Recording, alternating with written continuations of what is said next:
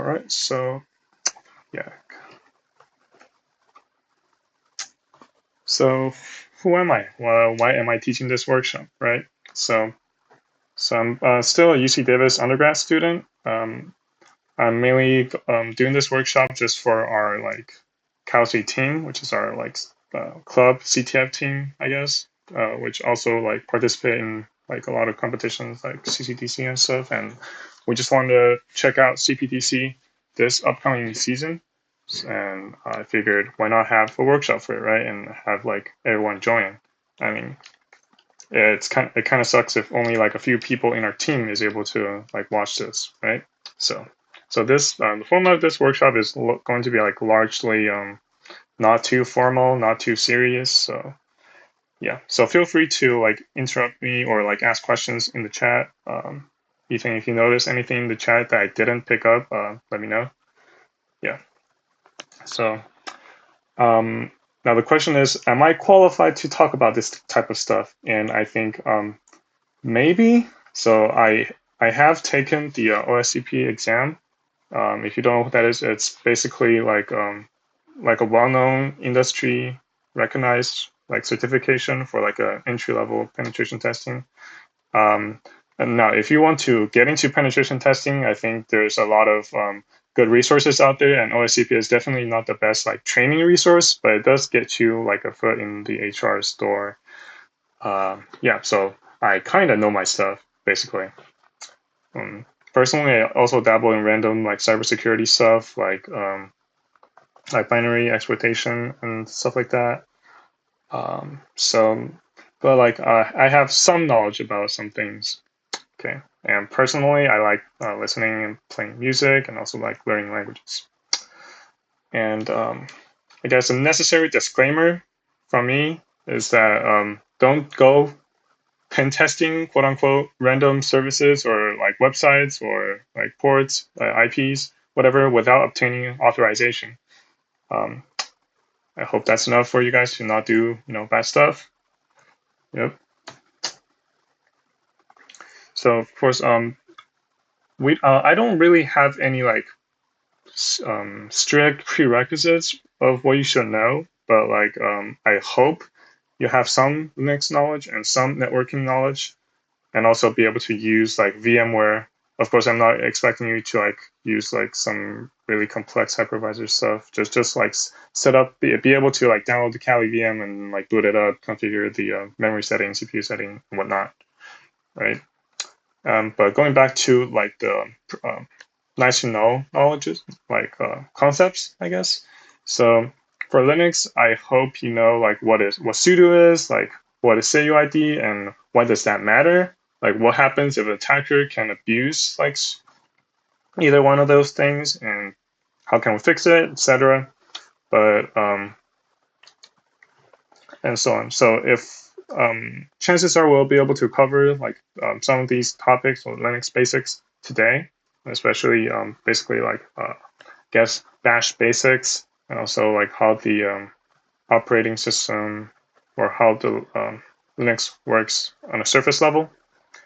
So, but beyond like basic Linux stuff, I also hope that you know some things about networking. So, do you know what an IP address is? Like, what is the role of a router in a network, right? And what is TCP versus UDP? How does ports work? And what is a NAT? So, network address translation, right? So, what you have in like your home networks and also a lot of enterprise networks, of course. But if you're not too familiar with this, we'll try to cover some next week in our reconnaissance workshop. So yeah, stay tuned for that. By the way, let's see if I can get some kind of poll. Yeah, if you guys don't mind, would you mind like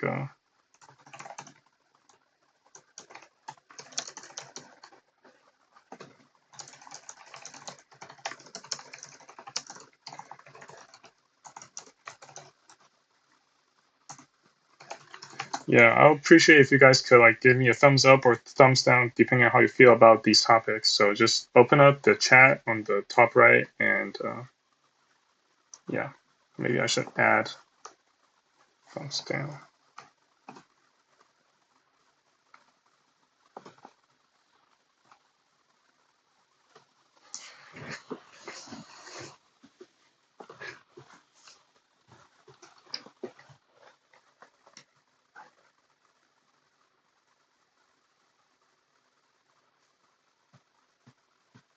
Okay, so it seems like quite a few of you have like a good understanding of the topics. I kind of hope you guys will know, but that doesn't mean I'm gonna skip any of those topics. I might just like breeze through them since most of you guys know this already.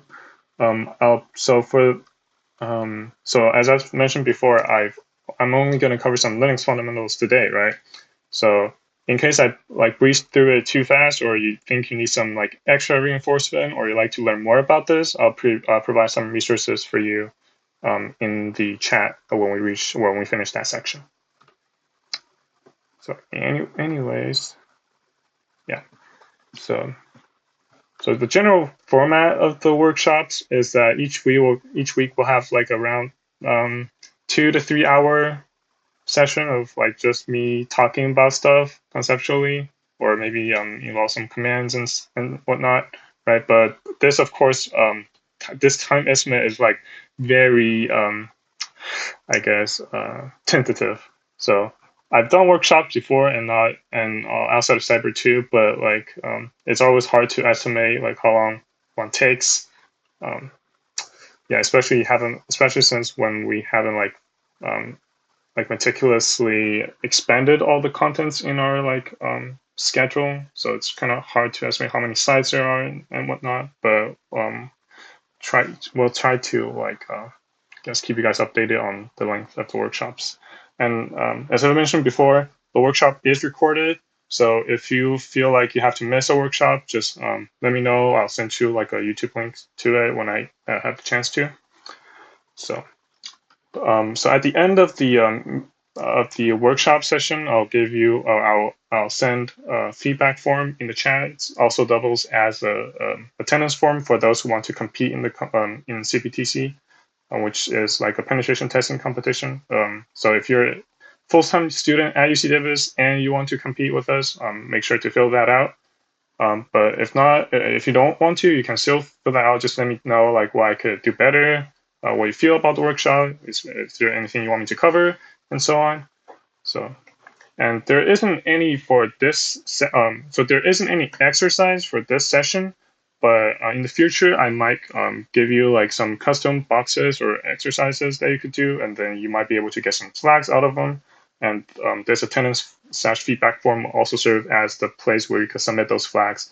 And if you want to compete, that's how I'll basically like track your progress, and maybe I'll use that to determine who gets in the team or something like that. So keep that in mind. Yeah. So after I release the form, I'll like the workshop basically enter like an optional like 10 to 30-minute custom exercise period where I'll still stay on the line. I'll give you some kind of exercise to work with. So what I'm thinking right now is I'm gonna give you like a VPN connection pack, right? You're gonna connect to the VPN to where I hosted the exercise box, and you're gonna just try to break into it, and you'll use what you learned in this workshop. Of course, this is completely optional, but to save costs, I might turn this off, or I might turn the box off at the end of the day or at the end of the exercise session. So you might not be able to get access to it after the workshop. So just to let you know.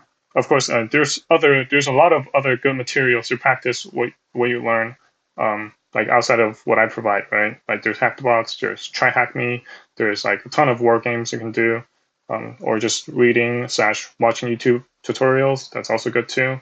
So hey, you don't have to do this, but if you're interested in competing, I strongly recommend you to try these out. Now, I'll also after the exercise, well, I guess before the exercise, or so that you don't have to like stay through the exercise to get this homework part. So, if you want to reinforce what you learn, I'll provide some links to existing materials online that might be good practice or good learning material.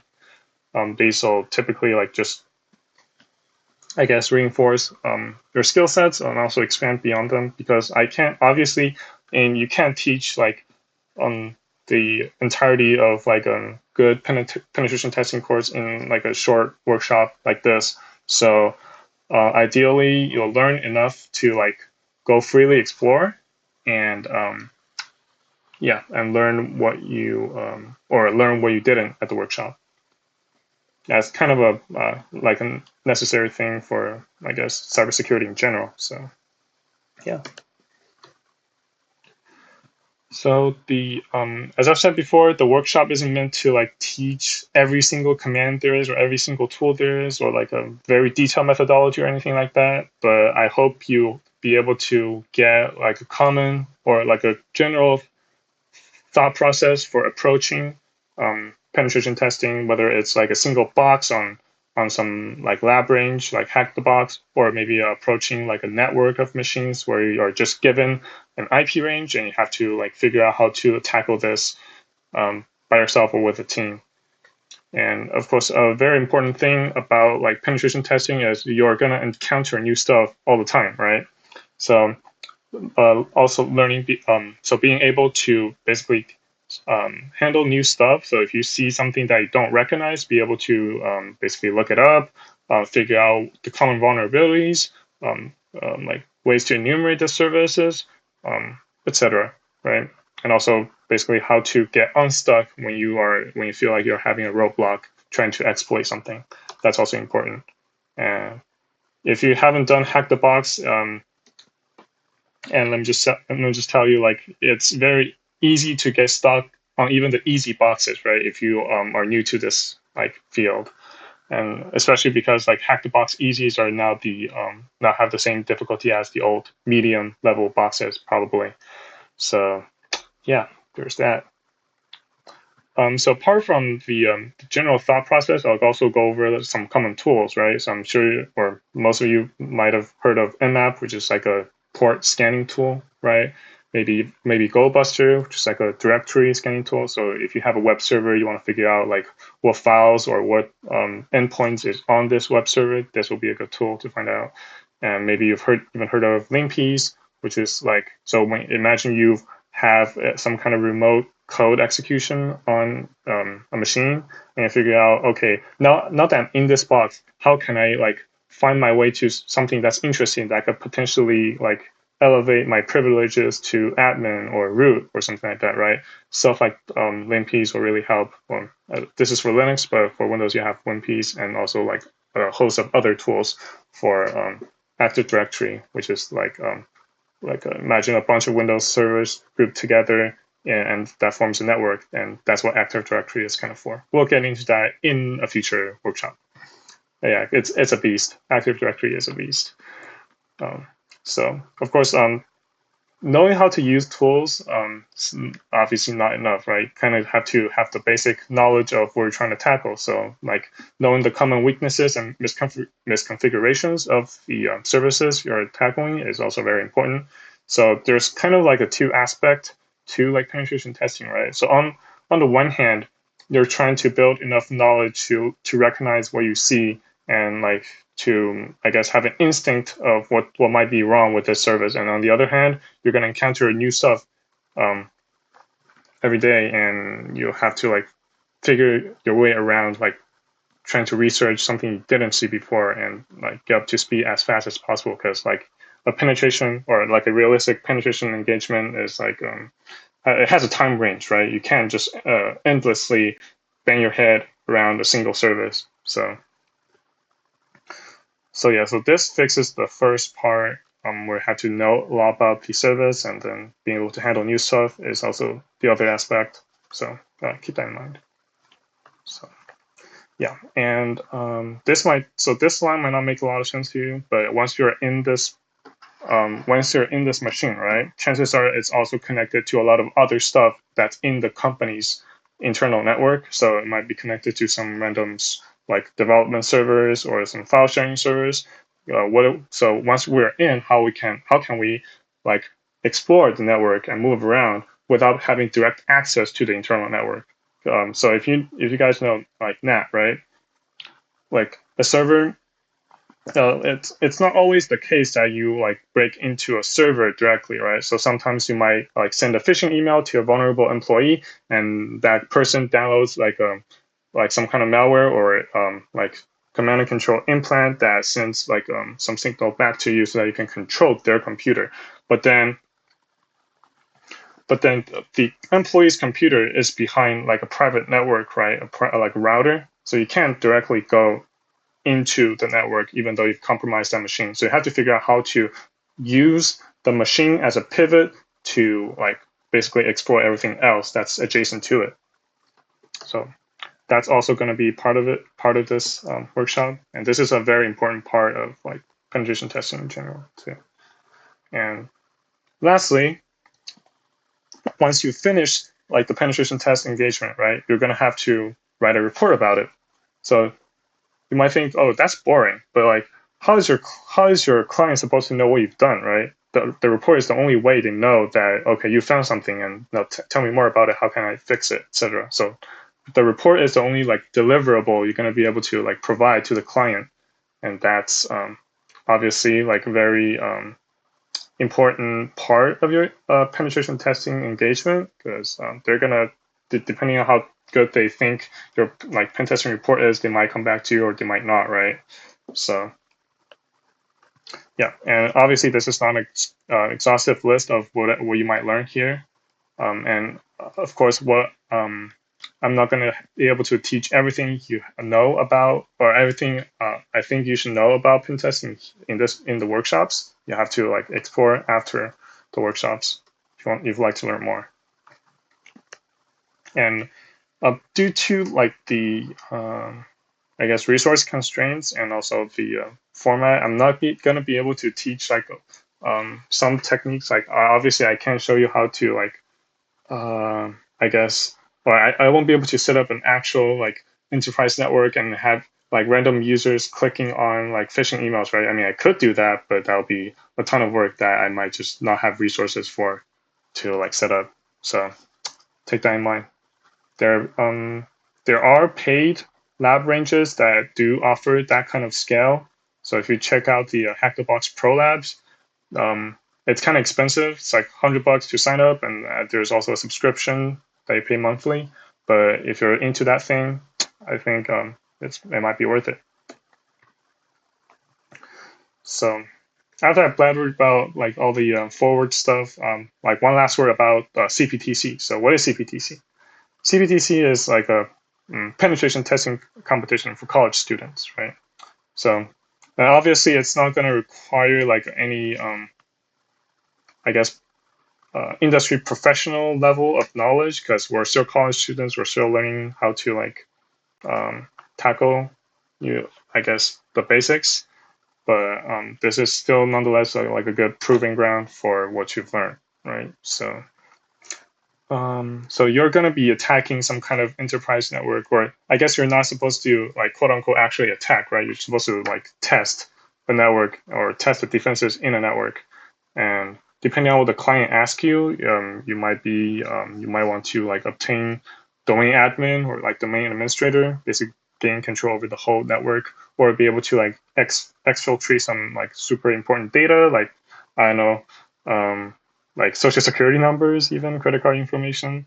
So it really depends on what the company is asking you for. So, but if I didn't make that clear, the competition will give you a scenario, right? So basically, in this scenario, a fictional company will like ask you to do a pen testing or to do a pen test for them, and yeah, and basically to begin or to register, you have to submit some kind of I guess, request for proposal, RFP, right? Basically convince the company that, hey, I am good. Ask me for a pen test. And so this is, you can basically think of it as like a team resume and you're supposed to like boast about yourself. Of course, don't lie, but you have to make yourself sound good, right? And I guess the format of this really differs from year to year. Sometimes or in the past, they've done like a very simple like sign up and more recently they basically like required to submit like a more comprehensive proposal or some kind of explanation of how you're supposed to or of how you are planning to, I guess, approach the pen test. So if you look at their official website at cp.tc and go to home, right, or I guess go to compete overview. So the timeline says security audit, or and then in parentheses intent to submit, right? So this is basically like the registration or how you can begin to register. And it says like TBD, they don't really have a deadline yet, and they don't really have any details as of the moment. But this is probably what they want you to like describe how you want to approach the whole process. Yeah. So then after you submit this thing, they'll basically ask you, or they'll basically choose the top 10 responses, and then if you made it, then you'll do in-person round at whatever region you're in. So for like California, it'll be like CPTC West region, right? So we're gonna go to Stanford to compete, but that's only if we made it to this round. And it's actually kind of interesting how the website also says the earlier you submit this proposal, the better. They kind of prioritize like early submissions, so better be fast. Yeah, and the in-person round is the round where you actually do a pen test and make a report. So we'll get there when we get there, but yeah. I think that's about it for this slide. So enough about like all the blabber about like the basics or the general context of pen testing, right? So how does pen testing actually work? So I guess before we even talk about how this works is why do we even need pen testing? So I'm not sure what your guys like knowledge about security are, but maybe some of you have heard of the term blue teaming, right? And there's also the term red teaming, but we won't get into that today. Like blue teaming is basically the like set of people at a company trying to like make things work, trying to like defend their assets, right? And in a way, you can say they protect like the CIA trad or whatever. So like confidentiality, integrity, and availability of their services / assets, like computers, data, etc. Right? But just having a group of teams or like a group of people, even though they're professionals, to protect these assets aren't really enough. We know how fallible humans are today, right? Like, I'm sure you guys heard of the CrowdStrike, like VSODs lately, and it's kind of crazy to think that the whole world or like half the world runs on like services that could easily break, and that's how bad this is. So, I mean, obviously, this is not just a blue teaming thing. This is more like a software development thing where they didn't even bother to test, right? Like, had anyone installed the CrowdStrike whatever driver they had on an actual physical system or maybe even in a virtual machine, like this wouldn't have happened, right? It's a simple like install and then reboot and see what happens, right? No one even bothered to do that. That's kind of crazy. But I hope this gives you an idea of like how fallible humans are and why we need like an alternative way to look at like computer security or like enterprise security kind of. So instead of trying to figure out how we can defend it, why don't we just try to attack it and see what happens, right? So this is kind of like a different mindset, so like offensive mindset, right? So instead of trying to like patch holes, we're just trying to find holes, but I guess in a more practical way. So yeah, so like doing just blue teaming without having any like offensive testing is kind of like writing code without unit test, right? You don't really know if it works until someone has attacked it, and when someone has attacked and broke through the system, that's like way too late, right? You want to prevent that from happening, so why don't we run our own tests and see if our defenses work? So, but then you might think, okay, so I've done this testing now, so am I good forever? Not really. So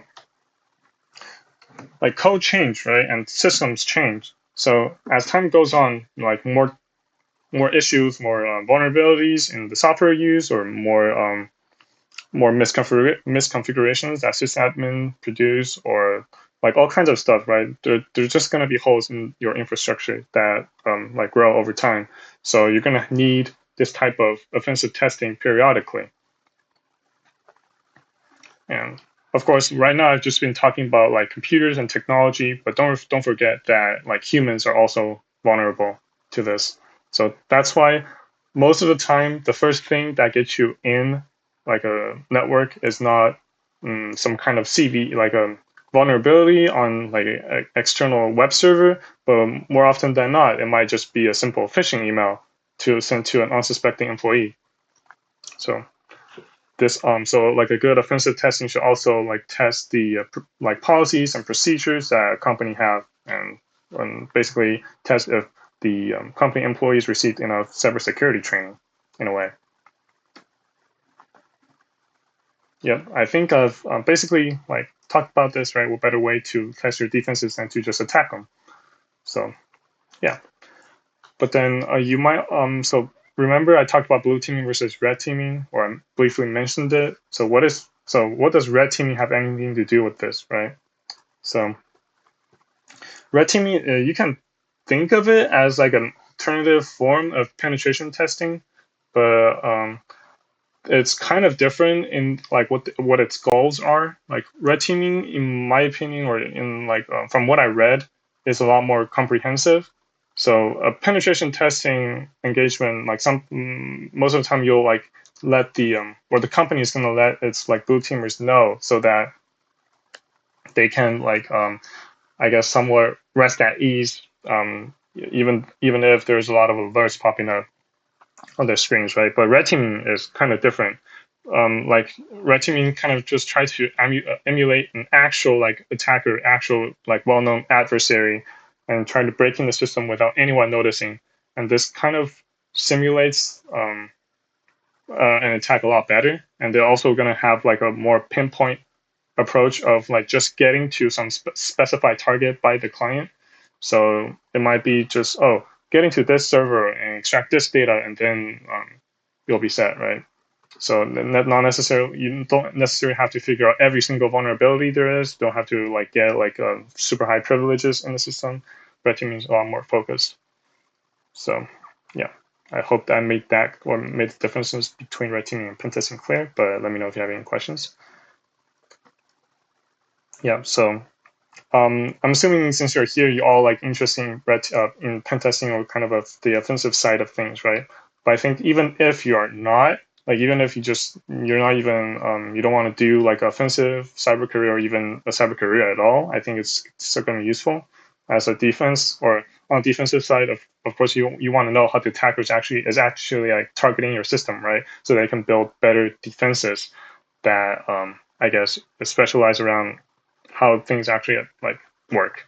And as a software developer, even like it'll be helpful to know like security, with like the basics of security, so that you don't introduce wild bugs that sucks balls like the CrowdStrike stuff did. But yeah, let me drink some water. One sip.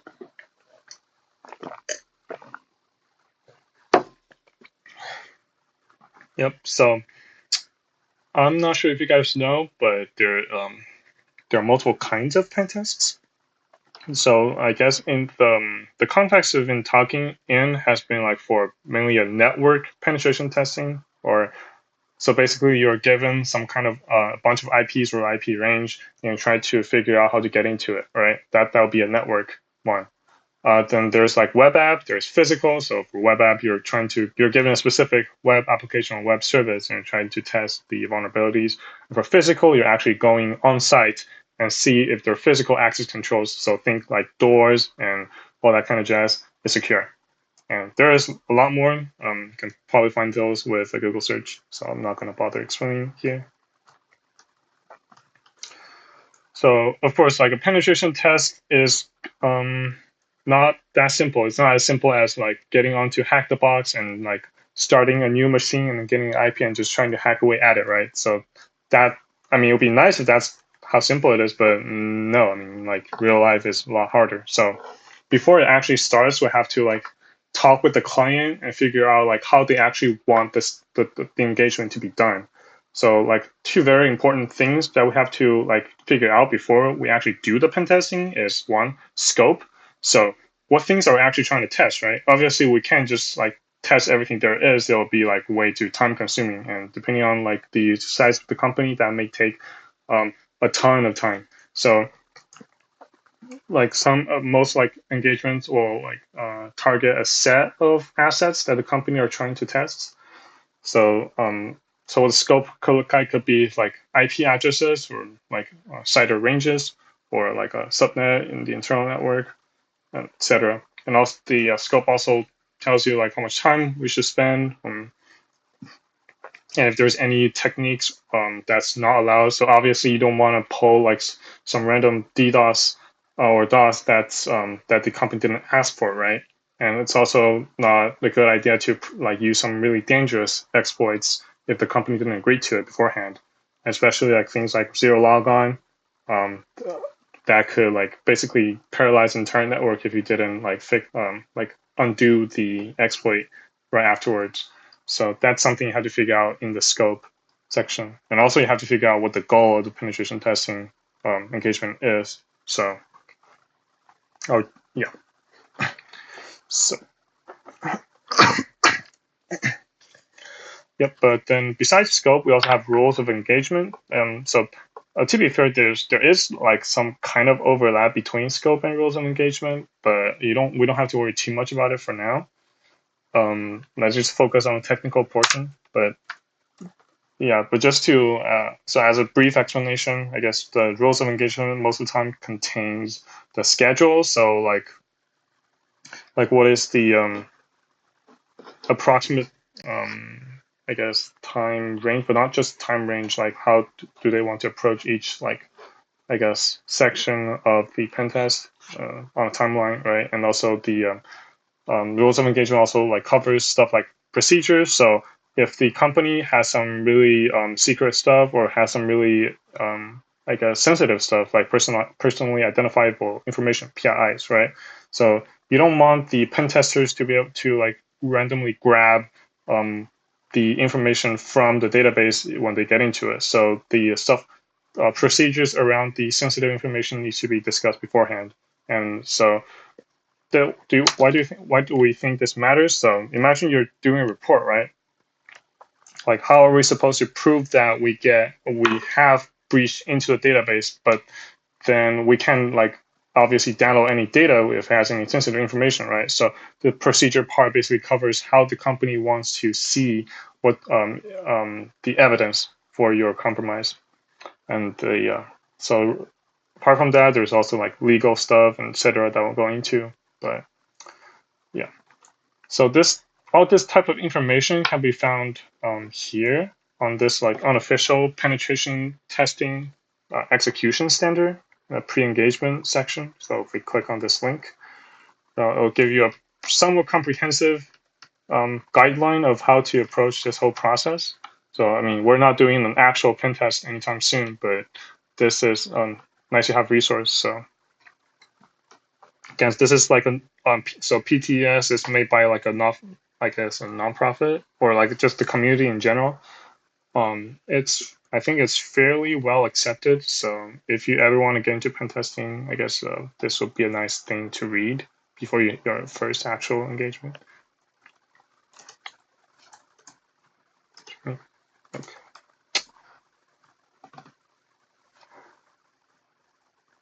Okay. Yeah, so after many meetings with the client and some emails and exchange of documents, later we'll get the actual engagement starts, right? So, but then how are we supposed to actually approach it? We can't just go randomly like monkeys trying to enumerate the network. That's not very good, especially in an enterprise settings. Whatever you break something, right? So there's like I guess to before I get into like how this thing actually, yeah, let's say we're not penetration testing for this for the moment. We're just like actual attackers, right? So how do attacks actually look like? And that should give you a pretty good idea of like how to do penetration testing because it's like somewhat similar. I mean, it's not a real red teaming engagement. We're trying to simulate an attack or a known adversary, but like we're still trying to break in, right? So the thing I'm going to explain should give you some idea of how this works. So there's a simple timeline view of like how attack occur in stages called cyber kill chain. This is like created by Lockheed Martin. And if you recognize the word kill chain, it's because like they make weapons and stuff, and they obviously use like some military parlance. That yeah, that's where this got its name from. And I guess a somewhat more recent, more modern taxonomical approach to the attack, I guess, description is something created by MITRE called MITRE Attack Framework. So as we'll see later, this is like a lot more comprehensive. It covers a lot more like techniques and tactics that real adversaries use. Although this is so, but then still, these are not like how we actually supposed to act, right? We're not like real attackers just trying to penetrate the network. So if you want to actually see how like real penetration testers do stuff, consult the PTES and a host of other guidelines online.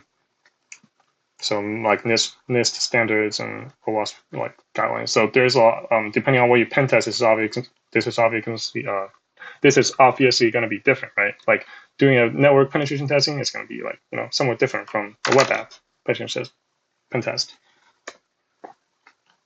So brief explanation about the cyber kill chain. Again, this is like a linear timeline of an attack. So basically, this was created so that a company has an idea of like how an attack generally goes about, and so the company's goal would be to try to stop the attacker as soon as possible, right? So they want to like build like detection in like various stages to prevent the attacker from going further. Because once the attacker goes or advance to a further stage, it's going to be more costly to clean up and to like repair the damages that the attacker has done to the business, whether it's data, financial, or whether it could be reputation, etc. So like a brief explanation of how this actually works. So before the attacker actually attacks, they are going to do some reconnaissance. So basically checking out what the company has in their assets, like maybe try to harvest user data so that they could better prepare their attacks. So maybe they found some emails lying on either the company's homepage or maybe on LinkedIn. So they could maybe try to craft some kind of a malicious document or phishing email to scam them. So it could be guess what would be a good example? I mean, they could just make a really good mock-up of their internal website and trying to phish their credentials, or it could be some kind of Word document with macros. Not sure how well, or not sure how that's used nowadays, but it could also be some PDF files. But I hope you see the point. There's a lot of ways the attacker could gain information about the target without ever like actually having to interact with them, right? So the second part, after the attacker has gained enough data, is to try to like build some kind of offensive tooling that will actually get their way into the machine or the network. So again, it could be some kind of malicious document or some kind of suspicious executable. It could come in many ways, basically, where it could be just some exploit against an external facing service that didn't get updated in time. And then after the weapon is created, we deliver it and try to break in, right? And if this step is successful, like it actually went where it's supposed to, then the malware does its thing, it exploits the service, and hopefully that the malicious software is able to like go into the system and install something that lets the attacker gain like long-term access to what he or she is looking for, right? So that's where the malware installation part comes in. So the term malware is kind of vague. It could be some custom tool. It could be command and control implant. If you don't know what command and control is, it's basically like a set of tools that allow you to maintain access to a system, and also like it also has some convenient tools that allows you to like basically pivot off of different machines you've gotten access to and try to expand your access further. So this is all very abstract for now, but hope we'll get to that part where it makes sense. So yeah. And then after the attackers finally branch out to what, or after the attacker has finally reached what he's looking for, and he could like do some stuff about it, right? That's where the action objectives come in. Um, could be just to exfil data. It could be to like cause some destruction, like to I don't know, wipe the web server or something like that. That could damage the reputation of the company. Really depends on what the attacker's after, though. But I hope this gives you like a basic understanding of how an attack work. But that's still, this is not like a perfect representative example of how like real cyber attacks occur nowadays, right? So like the kill chain is a good basic framework for understanding how attacks work, but it's not like a perfect description, because nowadays you don't even need to do reconnaissance. Maybe like, so the attacker can obviously skip stages, right? So depending on what the attacker has already have access to, so maybe there's some kind of 0-day, then the attacker just like basically spray all of these IP ranges with this random exploit and hope to get in. So there's basically like basically straight to the delivery stage, right? So that'll be like skipping stages and spraying attacks everywhere. So, and I think this kill chain is also inadequate in the sense that it doesn't really show you how this how, I guess, internal enumeration works. So once the attacker gets into a network, right, basically the attacker has to repeat this whole process of exploring and trying to exploit stuff again, the internal network until he or she has reached that point where he wanted. So that this kill chain is very linear. It doesn't really show any like iterative process. So don't really mention it in your penetration testing reports, I guess. So instead, I guess we should really use the MITRE ATT&CK framework to make suggestions and to categorize what kind of vulnerabilities we found in a penetration testing engagement.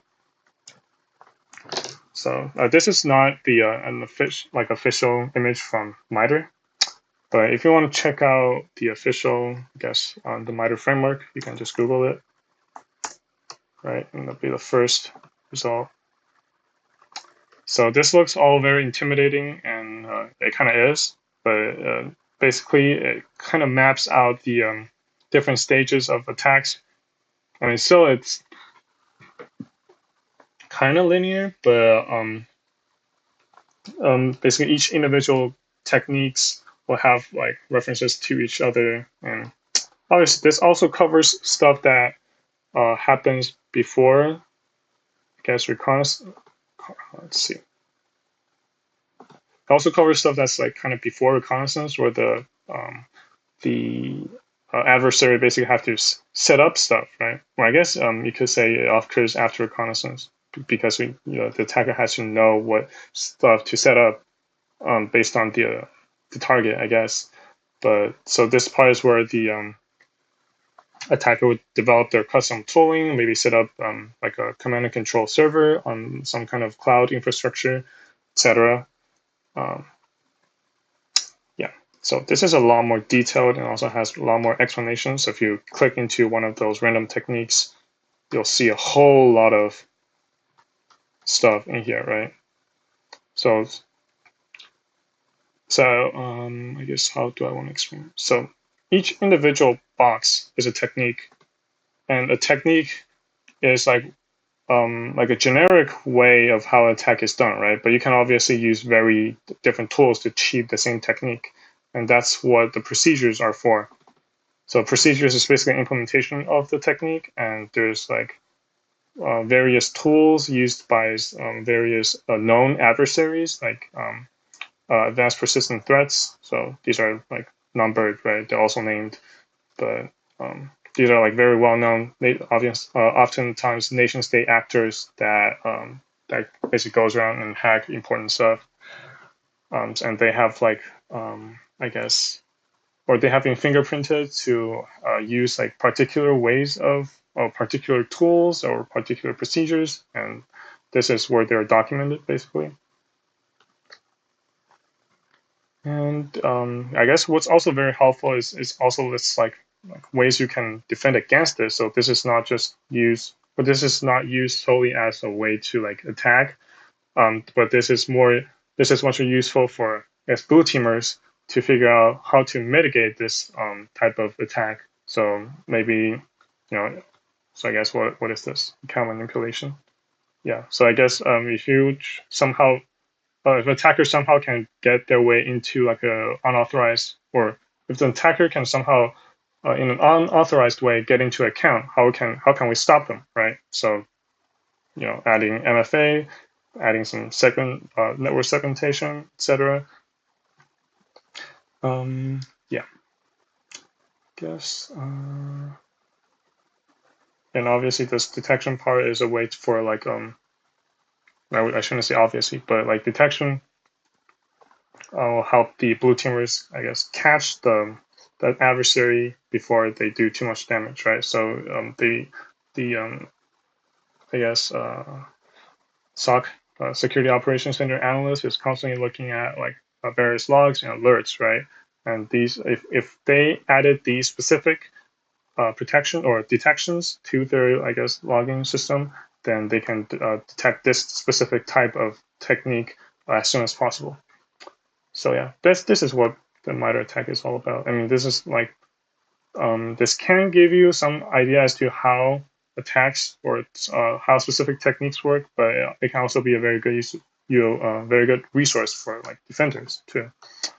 So, and this is why I said like I guess neither of these two is really like meant to be like a guideline or a strict manual for how you're supposed to do things in a penetration testing situation. I think stuff that are actually made for this, like PTES, is a much better resource for that. But that doesn't mean it's not worth learning about MITRE ATT&CK. It's pretty, yes, it's pretty useful. So especially if you're writing a pen test report, it'll be a nice idea to like add specific techniques that would compromise the so if you have like common misconfiguration, right, it might be useful to refer to this MITRE ATT&CK framework and include the technique that's used, and also recommend the client for some like fixes or some mitigations. So this is good research for both sides. Yeah. Because going back to PTES, so I think I've mentioned this before. This is community maintained, but that doesn't mean it's bad.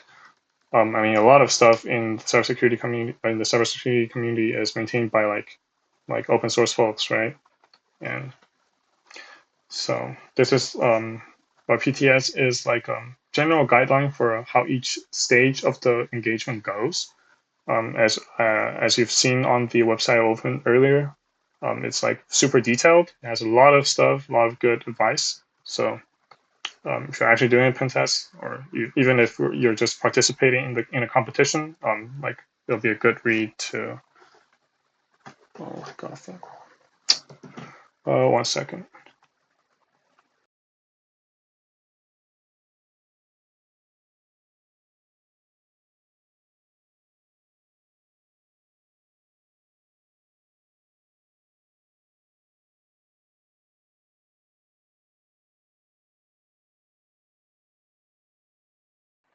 Okay, I'm back. That's good. Did I go offline by any chance? Yeah, you went completely offline. For how many minutes? 2 minutes? Okay, what was the last slide I was on? You were still talking about the MITRE framework. Okay, I didn't miss too much. No, no, no, no, no. Okay, good. Yeah, the Wi-Fi here in my like place is like really spotty. So yeah, let me just redo the screen shares.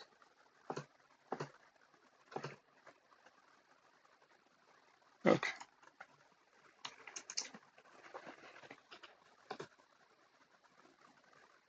Do you know what the last thing I talked about that you guys got was?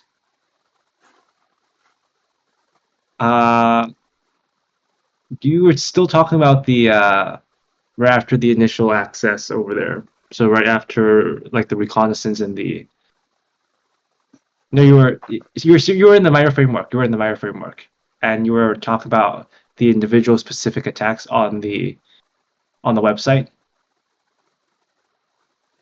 Hmm. Anyways, okay. I think I'll figure something out.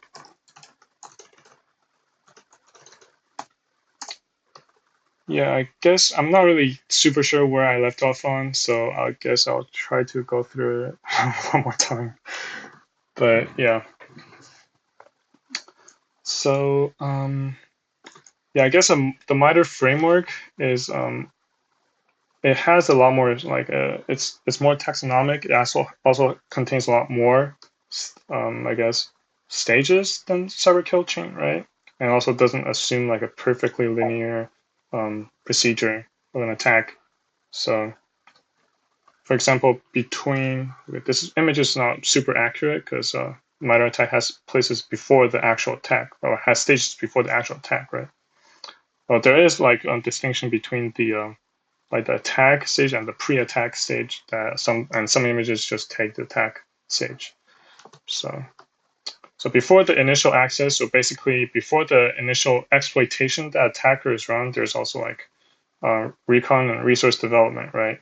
So resource development is where the attacker basically use what they've got from reconnaissance to build like custom tooling to better target the assets they're after. So it could be like malware, it could be specific malicious phishing documents, phishing websites. It could be C2 stuff. Some teams might just build their own C2 dedicated to this scenario. I'm not sure if I'm sure like some like APTs do that, but yeah. So that's what this is about. And even for the attack stage, it has matter attack just has a lot more like stuff going on, right? Like, it even has like defense evasion. It's like kind of interesting. Credential access. We're trying to like I guess steal credentials and use it to establish long-term, I guess, access to the system, and that's I guess really like breezed over in the cyber kill chain. Kind of just says command and control. It doesn't really mention the specific techniques that's being used, right? And even the action objective is the same. Like MITRE attack just goes into a lot more details about how I guess data can be exfiltrated or accessed. So if we click into like some random um, thing, like we'll see that. So this is so a box in the matrix. This is like the attack matrix, right? So a box in the matrix is a technique, and they're like marked by T and the number. So technique can be like achieved in like various ways. So the actual way the technique is achieved is called like a procedure, right? So if we can find a better one, was the yeah. So for things like for some techniques, MITRE will provide known procedures. So like specific ways that attackers act has been documented here. So if you know that this particular attacker is interested in your company's assets, then it might be a good idea to see if you can build like specific detections for it by looking at the procedures here, right? I mean, of course, this is not going to be like a very exhaustive list of what's going to go on, but it gives you a good idea.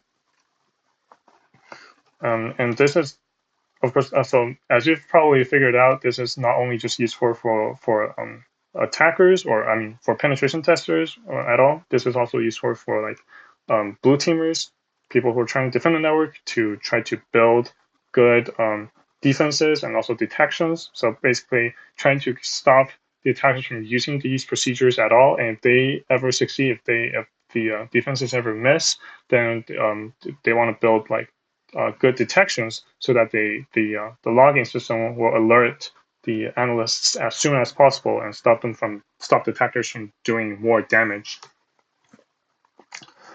So I guess going back to the slide. So as you probably felt, the MITRE ATT&CK framework is not like meant to be like a comprehensive procedure of how penetration tests work, and this type of stuff really falls within the scope of like PTES and a host of other well-known testing guidelines, and a lot of these are maintained by either the community or some well-known organizations just like MITRE or OWASP or like PortCircuit, etc. We can't see your screen actually right now. Your screen isn't loading, so That is great. I can share the slides. By my screen isn't loading, do you mean like you can't see it at all, or? Now we can see your screen. So maybe try sharing it. But if I switch again, can you see this? Yeah, now we can see this. Yep. Okay, yeah. Let me know if anything is wrong because I obviously have no way to tell, right? Yeah. Or it just might be a Discord thing. Can you see anything now? Yeah, we can see your slides now. Okay. The audio didn't went out, right? Yeah, you can continue. Yeah, you can continue talking about BTS. Okay, good. Yeah, if I had to do this a third time, I might just skip it. Yeah. Okay, so I think I've shown PTES before, right? So even just for the pre-engagement part, it has a lot of guidelines and steps and questions of how to approach like specific types of penetration testing, like what are the things you should ask the client, and like a lot of very detailed advice. And yeah, so being like community maintained doesn't mean it's bad. It's like a very good resource, especially if you're doing an actual pen test, right? And a good thing to do if you're following this guideline is to add it to your methodology section in your penetration testing report. So first, it shows that you know what you're talking about, and second, gives like the company confidence that okay, you're actually doing this methodically, and you probably didn't miss the spot, stuff like that, right? And this is PTS. PTS is not going to be the only thing you use for a pen test. You're gonna have to refer to like a lot of different, I guess, standards or guidelines depending on what you're pen testing. So if you're pen testing something that handles credit card data, you're gonna be referring to a lot of the like industry standards for like payment card info processing, right? So PCI DSS, that'll be one of the like compliance requirements. So it really differs from company to company, from scenario to scenario. Oh, and if I didn't mention that, PTS also has like a report writing section. So if you ever want to actually compete in CPTC, I guess that would be a good resource to help you write a good report. And there's also like a GitHub repository of like public penetration testing reports. So these will also be a good read. We can like just copy some templates from there. And yeah. And even there are even I think past CPTC competition reports and like of the finalists. So these are also going to be like very useful. And if you ever read one of these CPTC reports, you'll see that they're not necessarily like they don't necessarily have like super sophisticated attacks, but so kind of shows you how reporting is really important because like the attack the the techniques you use, the attacks you use is not the only part of the competition. They care a lot. They also care a lot about like how your report can help the company and how your report like represent your findings, right? So keep that in mind.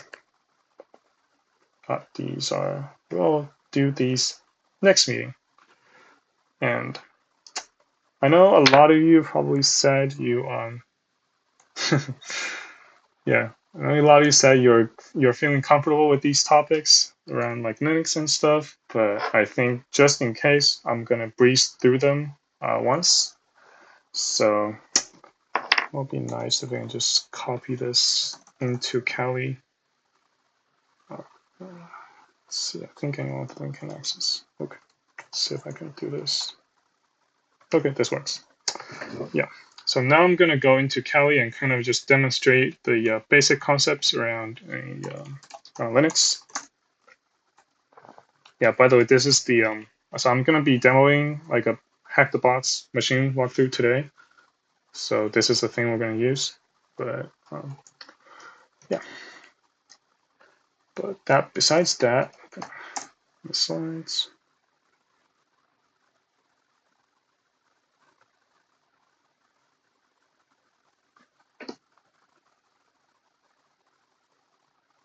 Wow, it's really slow. Okay. You guys can see the screen, right? Yeah, we can see it. Okay. We can see your Kali on the next screen. Cool. Yeah, so I guess on a surface level, so what is Linux, right? We might hear like we might see on various downloading or various software of official download sites that they list like Windows, Linux, Mac OS, and whatnot, right? But is Linux really like a monolithic operating system like the other two? Well, turns out not really. So Linux is primarily like a kernel.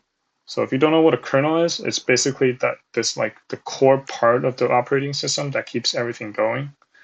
So and the Linux kernel is like fully open source. I'm not sure why this is like this, but yeah, probably some editing error here. But yeah, it's free and open source. There's like oh, thank you.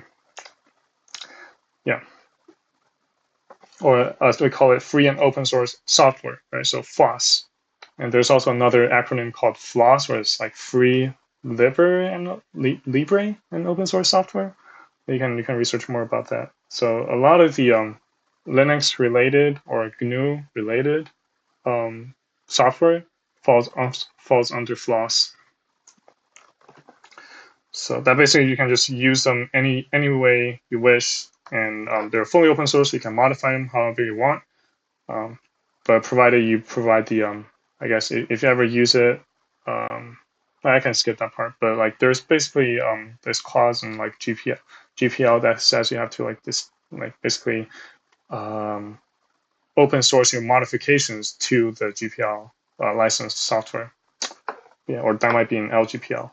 But still, so Linux is this kernel, right? But we all know that like there's a lot more to an operating system than just the core parts of it. Like what about the like all the tools we use, right? Like the like Windows doesn't come with a good browser, and like Edge is good, but like I prefer using something else like Firefox or Chrome, right?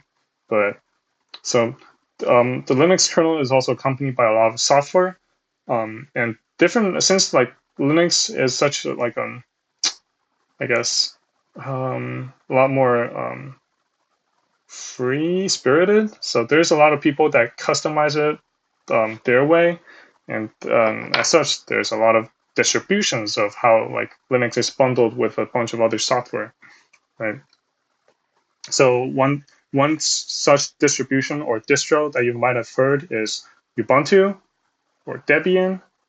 They're basically a set of software like the display manager, like the graphics environment that you're in, the desktop environment that you're in, plus a lot of like common tools.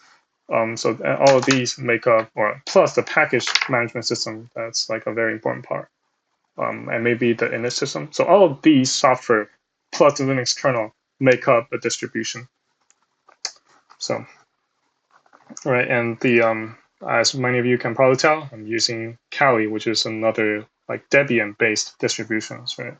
So this distributions can like all they can also base their distribution off of another existing one, and it kind of saves a lot of work. So if for Kali, right, obviously they don't really want to build like a whole package management system or their whole like ecosystem on their own. So they just borrowed an existing system and just built off of there, and it's been pretty like effective. So okay, enough about the background information. Let's get into a bit more technical. So the there are various ways we can interact with an operating system, right? And on Windows, you might be primarily accustomed to like just using GUI, like graphical user interface. But Linux is a lot more. I guess Linux users are more accustomed to like a command line experience. So instead of messing around in Windows settings or even control panel or even registry editor, instead we can edit some like random text files, right? And that's like a lot easily done in like a a CLI environment, so command line interface again. You might want to say, oh, why don't I just open a graphical editor and like edit files that way? Well, like you see, config files in Linux is owned by root, right? Root is like the top level, like the most powerful user on the system. And generally, you don't really want to run graphical stuff as root. So there is, I think there is a way to open like some kind of like gedit with root, but I just don't recommend doing stuff with root in a graphical way. So yeah, just use the terminal. Now, I've mentioned the terminal. Now you might wonder what is the difference between a terminal and what we use to run command, right? So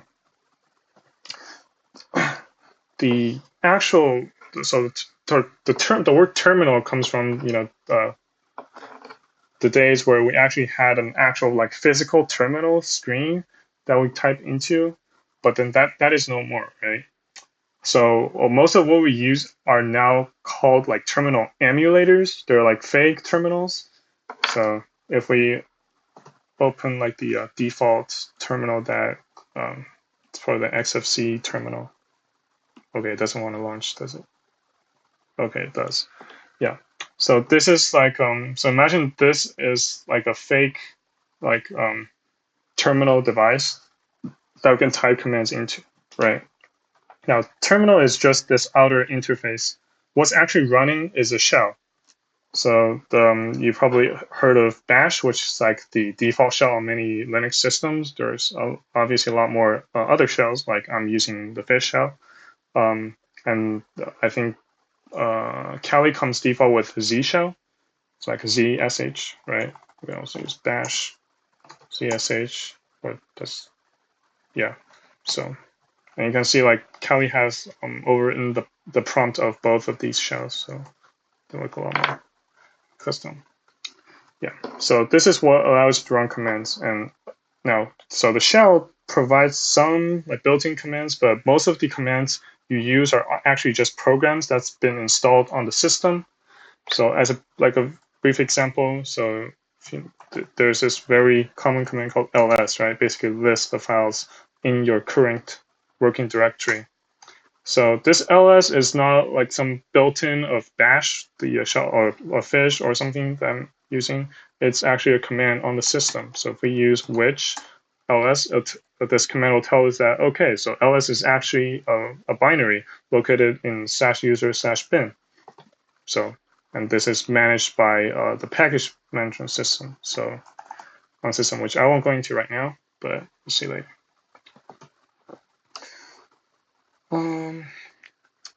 So there's also this misconception that Linux is like more secure than Windows. Turns out not really. If you have any kind of vulnerability, it's kind of easy to get to more privileged contacts or like root. So just be aware of that. You have to like really like harden Linux just like how you harden Windows. Yeah, I'm sure like people here probably know why you want to learn Linux, but like just as a brief refresher, I guess it's in a lot of servers and some supercomputers or most supercomputers. It's just fun to mess around with. So if you like customizing your install, or if you're dual booting, or if you're just running as your daily driver, it could be a lot of fun to just like rise things up or install or make your workflow more comfortable. It really depends on what you want like to do. Or you can also just like mess around with it as a home lab, right? But in general, Linux is just a really good skill, or like a really essential skill for like computer science people. If you want to really learn Linux, like practically, you could install WSL2 on Windows, or if you're using Windows, this will be like a fairly pain-free way to get around using Linux. Alternative, you can also install Git, Git will come with like Git Bash, which is also like somewhat close to a real Linux system, but I'll just use WSL or something below. Yeah, because you can also install VMs, which provide a more like realistic experience without actually having to install the thing on your physical system. Now, if you're actually committed, then you could like dual boot or just say screw it. I don't need Windows. I don't play games. I don't do Office or whatever. I just want to use that as a daily driver and just wipe your disk and install Linux. That'd be a lot of commitment, but it'll be like a very fast track to like mastering Linux, or maybe just learn a lot about Linux. Because there's a lot of things about Linux that daily just Linux users wouldn't know that use Linux on a daily basis. So, but beyond just like installing Linux or getting access to Linux, you obviously have to like do something with it, right? So one of the good ways to like actually practice would be to play CTF challenges and play war games, etc. on Linux. So now obviously for things like that, for CTF challenges, I think like Kali will be like more useful, right? And the benefit about Kali is you can just download like pre-made VMs from the Kali's official website. So Kali VM download, for example. So I'm not sure this is the right thing. So offensive security, offensive security is the company that provides Kali, right? So I think I want to go to the Kali's website specifically. They might provide more detailed links. Yep. So yeah, you can see you can download like just ISOs that will allow you to install it, but you can also just download virtual machines. So like if you use VMware, you can just download this like 3 gig of VMware, I guess, image I can import. Well, it really depends on what hypervisor you like to use, but yeah. And if you're already on Linux, like Kimu/KVM is also a good option. So lagging count. Yeah. Okay, so now let's get into the terminal basics, I guess. So Linux has this thing going called like everything is a file, right? Why? So okay, so apart from things that are actually just files, like text files or like programs, there's a lot of special files that share the same interface as the file system, but work or but are representative of different things, right? So like if you haven't noticed, there's like a device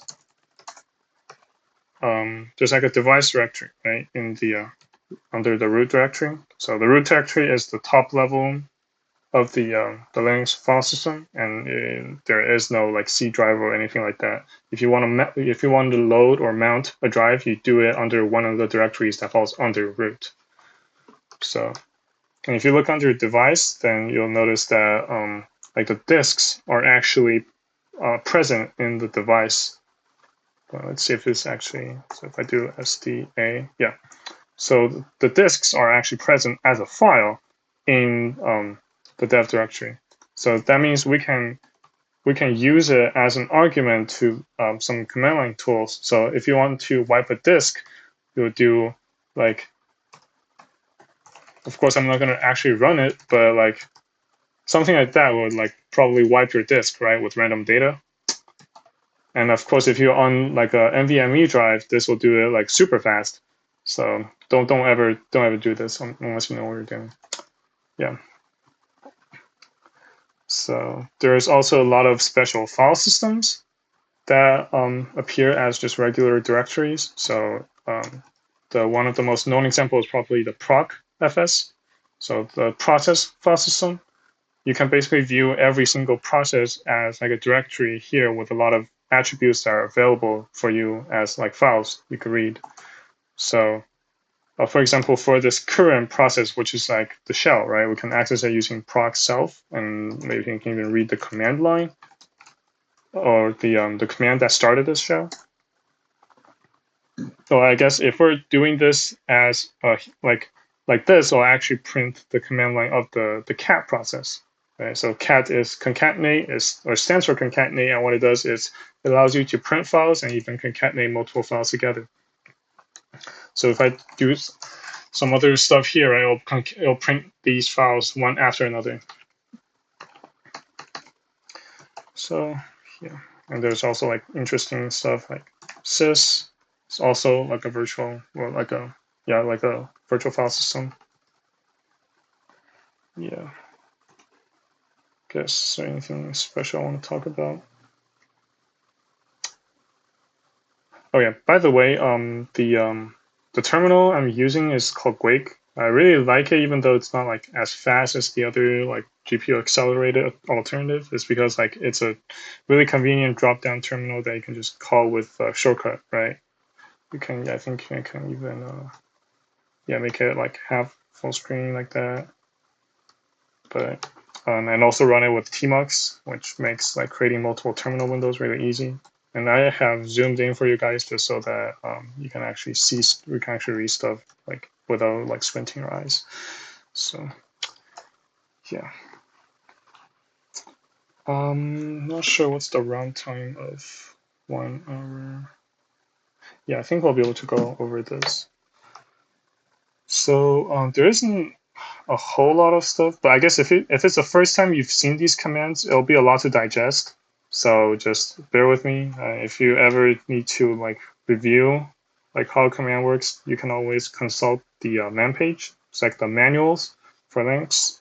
So for example, if I'm having qualms about how I should use ls, right, I can either do ls dash dash help, and that'll print a whole lot of options. And alternatively, I can use man, which is like manual, right? Man ls, and this will give me like a scrollable view of all the options. And by the way, stuff like this that displays a long document within a scrollable interface is called a pager. So the default pager, I think it's using ls, but I can't be sure. Or not ls, less, but I can't be sure. It could also be using more. Yeah, I won't try to figure that out, but there's that. Yeah. So the thing about ls is that it can list your directories in various ways, right? So normally when you don't use any other option, kind of just actually, is this actually ls or is it x? Okay, it's ls. Yeah. So what did I want to say? Yeah, so ls can list your directory in various ways, right? You can also, and it doesn't only list the current directory, you can also list other directories as well. So like ls documents, right? So, and if you want a more comprehensive list of what's in your directory and the information about these directories and files, you can do ls-else. It gives you a list output of everything. So it shows you the permissions, the owner. Sometimes, depending on the format setting, it'll also show you group. Right. So right now it just has like the user of the owner of the directories. So also it shows you, I think these are modification times, but yeah. Yeah. And one thing that's worth mentioning is that ls shows you hidden files, or it doesn't show it by default, but if you do ls-la, A stands for all, right? So this will show you all the files that's in your current directory. So like, so the reason why there are more files shown now is because these hidden files have a dot prepended, right? So ls will by default ignore them and I only show the normal directories. So these are called like dot files, or I guess dot directories. I guess just dot files. And these are typically like configurations, and sometimes there are like caches for some other types of software, like you see npm here, right?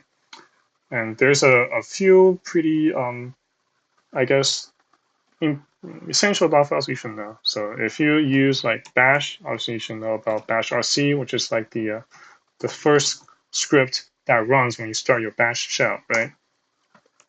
So it'll have this what should I call it? yeah. So this is like a super long script, and this script is like, I think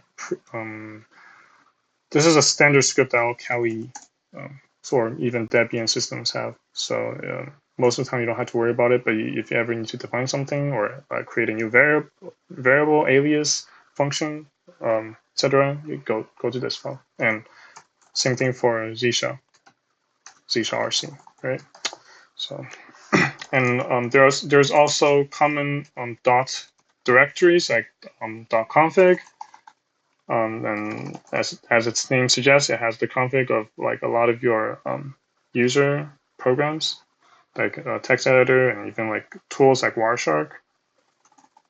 And there's also locals or some, I guess, yeah, just software related stuff, right? So it could be some documentation or I guess not necessarily documentation, but like files that's used by various software you have installed. I think I created this bin, I'm not sure. Okay, so yeah, the local bin, I guess it's like a common directory used by a lot of tools like what's that tool?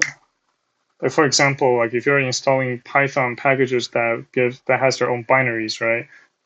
Tools like Poetry or maybe even pip will install it to like local bin, and you want to make sure that this path is in your path so that you can actually get access to these commands. And a brief note about path. So if you're wondering how how the shell is able to find ls, that's because of path.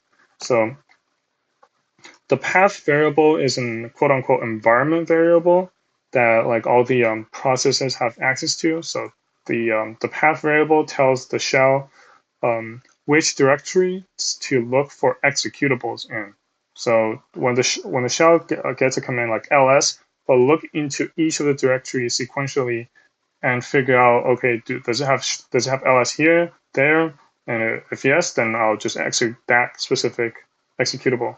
So it's kind of like a first come first serve. So the things you put before will like have precedence.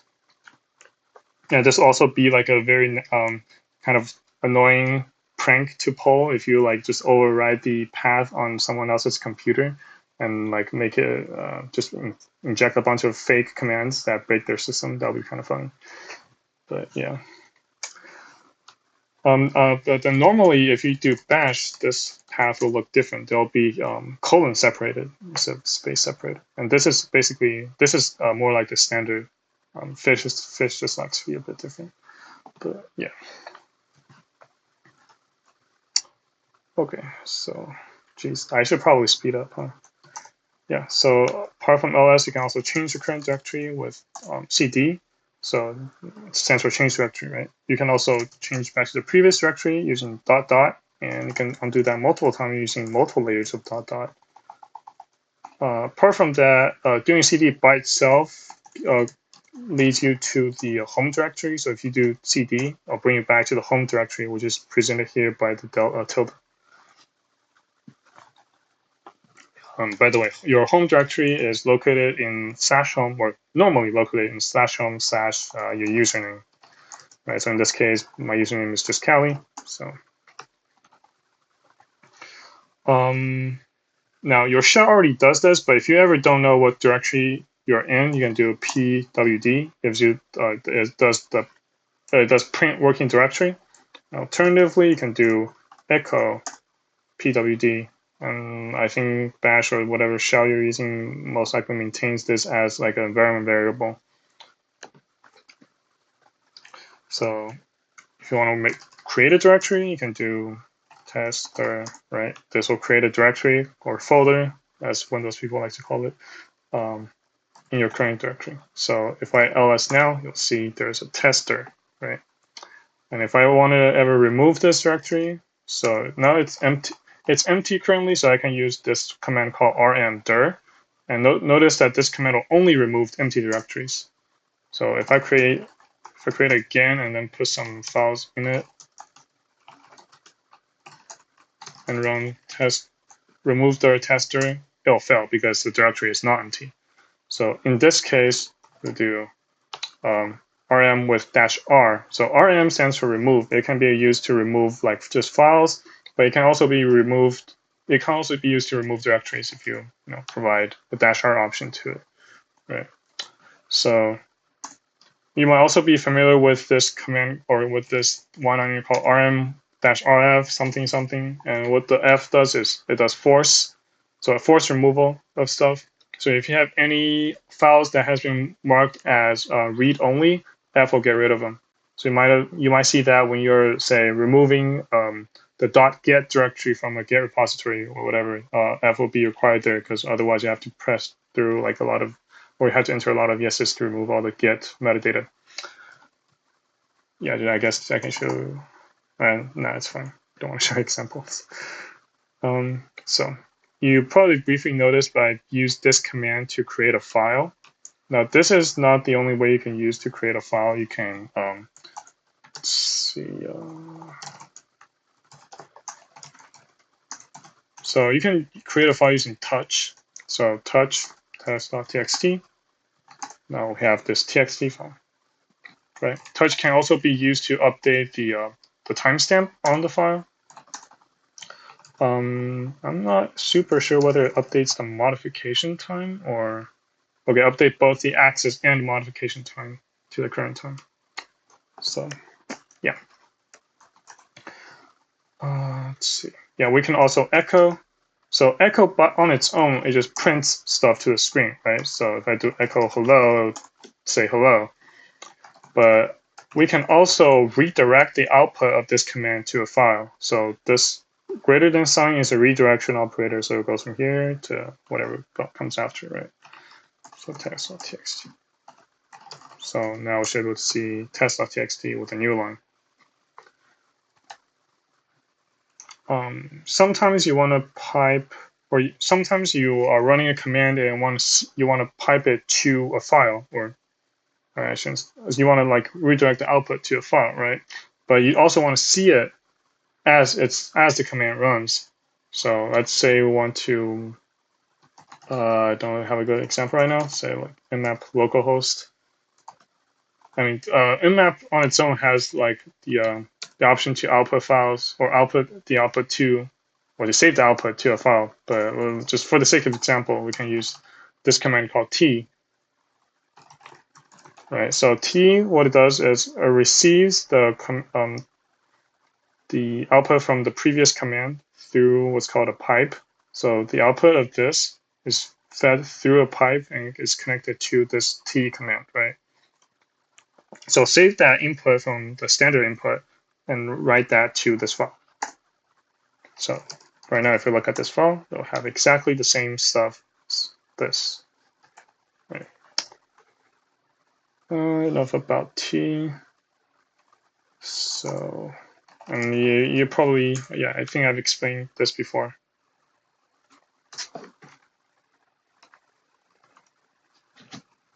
Something wrong with the Discord?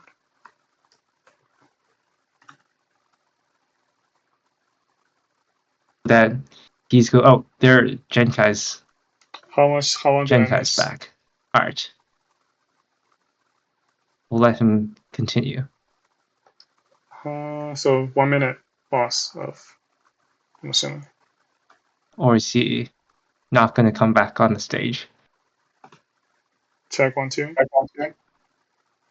We can hear you. We can't see you. By see, you mean the screen? Correct. Yeah, okay. Yeah, I mean, I guess for the first workshop, since I'm not really talking about any specific techniques, there might not be a lot of things for you to do. But if you get bored, have you done like over the wire bandit before? I guess you don't have to respond, but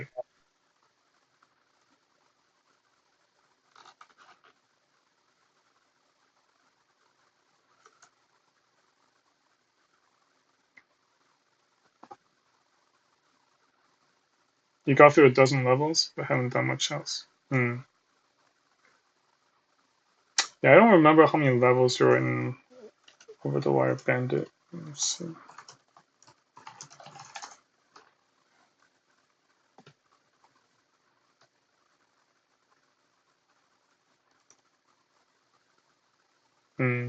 Well, yeah, I mean, as a part of good practice, you can just do the rest of them as I'm covered this like Linux basics. Yeah, I think to account for the time I'm gonna spend next, I think I might just like speed through the rest of the section. Okay. Yeah. So you on the terminal you can edit files using like a lot of stuff, right? So like obviously we can't just edit file with like echo and stuff like that. So we need like actual editors or command line editors. So there's this very user friendly option called like Nano. So you can move around with the arrow keys and type stuff.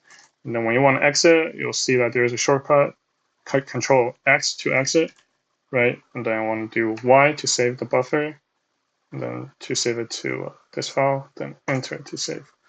So yeah, there are alternatives like Vim, like Emacs, or even if you're feeling like it, the line editor. But Nano is good enough for the most part. And I think I've demonstrated REM.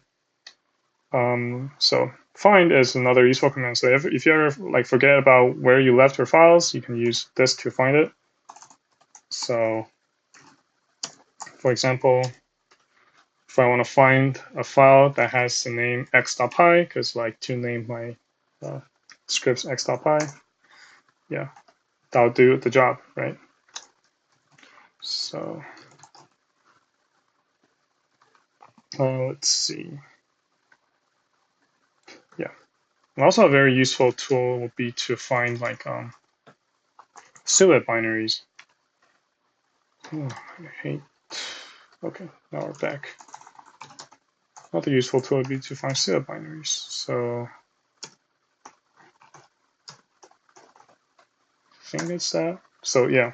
So find has also like find has another like or find has many useful options for you to like match specific file attributes. Like this matches the suet set UID bit. So like these commands run as root, right? So if there's something wrong with these or if something vulnerable with these commands, you're kind of screwed. Yeah. Of course, you don't really need to know this, but it's be a good command to know. And locate is another good option. It uses a cache or it uses an index. So it's if you made like a file like a second ago and you use locate, you won't be able to find it unless you run like sudo update db. So this updates the file cache that it has, but otherwise it's pretty helpful and it's a lot faster, right? So finally, we have chmod and chown.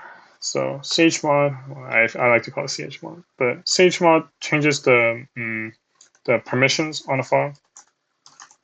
So if you ever have a file that you want to execute,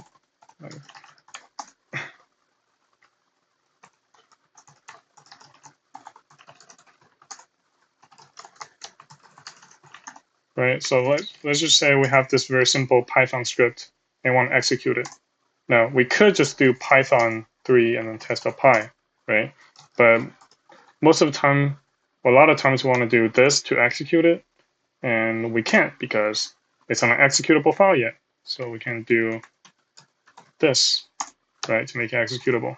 So now if we check out oh, you'll see that we have the executable bit set here, or all three executable bits set. Well, I'm not going to go detail into like how this works. So if you want like more detailed understanding, I recommend checking out linuxjourney.com. It teaches you a lot about Linux basics. So yeah. And there's also chown, which changes the file owner. So chown you have to run as root because there's this. So one reason is that there's this like very important feature called setuid, right? Basically, if you add this setuid bit, I don't think you can do it on like I'm not sure. You're probably not. You can't do it on scripts, I think. But if we had this bit on like some kind of shell, so if we do here, right? And we do we add the setuid bit to bash. So you'll see that it has this S bit instead of the X, right? So this means that anyone who has the permission to execute bash here will have the exact same privileges as this Kali user. And imagine how bad would it be? It will be if we can just chown it to root, right? That means like if I could do that, that means anyone can become root, basically. So it's kind of necessary for it to require root permission to change the ownership of a file. Because users and groups, yeah, I'll briefly cover this. So there are some common commands you can use to identify your current user. Sometimes your shell prompt also going to have that information. So who am I gives you just the username. ID gives you the username and then all the UIDs, group IDs, and the groups that you're in, etc. So one thing that I think everyone should know is that users are like not any special type of entity in the Linux system, right? So they're basically just numbers, especially at the file system level. They're just numbers, right? So I could technically so if you ever remove the user before, you'll notice that their home directory will become, or like instead of saying the username, they'll just say a number, right? Because the file system doesn't actually store the username, it stores the user ID. So right now my user ID is 1000, right? And you can figure that out by just either running ID or by catting the passwd file, which contains a list of all users in the system.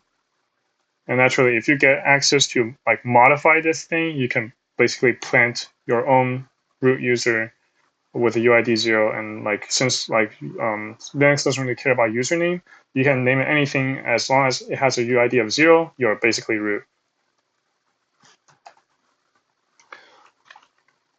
There's also etc group, which stores group memberships. So and etc shadow, which stores like the password hashes of users, and etc sudoer, which stores the basically stores which users can run sudo. So what is sudo, right? So sudo allows you to run stuff as root. So this is reserved only for administrators that are part of the sudo group. So if you check ID, see I'm part of the sudo group, so I can do sudo who am I, and enter my password. I'll say root. So yeah, this is like a simple security mechanism to prevent administrator from having to run everything as root. So only the necessary stuff is run as root. So like you won't do stupid stuff like remove the root directory accidentally. I mean, or remove everything under the root directory, because by default you need like no preserved root for that. But anyway, I digress. And yeah. If you ever need to edit these files, I recommend not using a bare editor for that. Use something like VPW for passwd and -s for shadow, and so on. Especially vsudo, because if you mess that up, you're kind of screwed. Unless you have like a root shell open or have some kind of recovery media. I think I've mentioned setuid before, but like I said before, if these binaries are vulnerable, you have a chance to become the user that you have a chance to become the owner of that file. I think I'm gonna skip add user, del user, and stuff like that. They're not that important, but you can look into them if you want to. And I think I'm gonna also gloss over this part. So the basic is that Debian-based systems like Ubuntu, like Kali, they use this package management system called apt, and this basically manages like almost everything, almost every binary on the system, unless you've installed something extra. So you can install something using sudo apt install, right? And you can upgrade your packages. And by the way, like software on Linux systems are usually comes in packages. So the package has not only the binaries, also sometimes have the source code, sometimes it has like documentation and so on. So sudo apt upgrade will like upgrade all of the packages that you have installed all at once. As long as you run like sudo apt update beforehand, Now this is like very confusing, right? Well, what's the difference between upgrade and update? So update fetches the newest list of packages or the package lists from the repositories that you are subscribed to, kind of. So without running update, your upgrade wouldn't do anything because it still thinks like everything has the like the old version, um, so on. And removing a package is also really simple. You don't have to like go into settings or anything like that. Just do sudo apt remove package. You can also purge a package to remove the package itself as long as well as the configurations that came with it.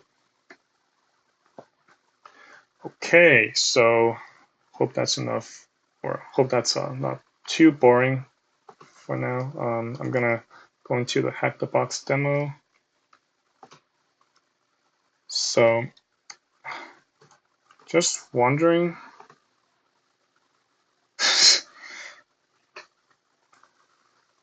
Oh yeah, as I'm sure you would like to know, if you ever get stuck in Vim, like I'm just use stock Vim. Like for example, if you ever like did git commit and then accidentally did not provide a -m message, sometimes you want to do that because you want to write a longer commit message, but but if you ever forgot to set your like editor, it will open a Vim for you. And how do you escape? You can first press colon, Q, and then exclamation point, enter. Okay, yeah, necessary lesson.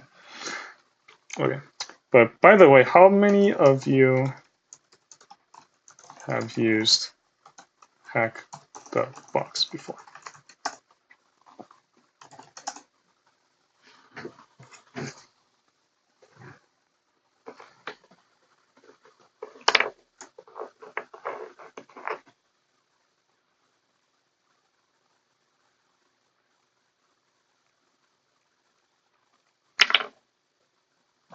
Okay, so some of you.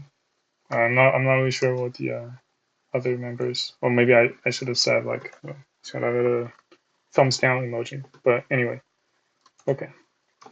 So I'm gonna explain like what Hack the Box is, right? So Hack the Box is this kind of a lab range where you're given like some hypothetical machines that are supposedly vulnerable that you can break into. Now these are only individual machines; they're not connected to like a whole network of stuff, right? So they're still very useful, but they are like limited in their like the ability to let you practice your full set of network or penetration testing skills. But I say they're still like pretty essential if you want to do any like penetration testing at all. There's also this platform called Try Hack Me, which says also. Hope I'm not logged in. Okay, yeah. There's also this website called Try Hack Me, which if you're not like super familiar with the whole process, will provide provide a handheld approach to like help you learn penetration testing. And they also have a lot of like defensive stuff as well. So that might be helpful depending on what you want to do. A second. Jesus Christ. Okay.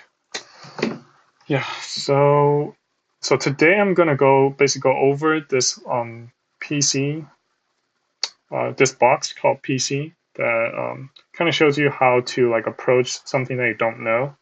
Because I definitely don't know what was going on when I was playing this. So yeah. So wait a minute for this to spawn.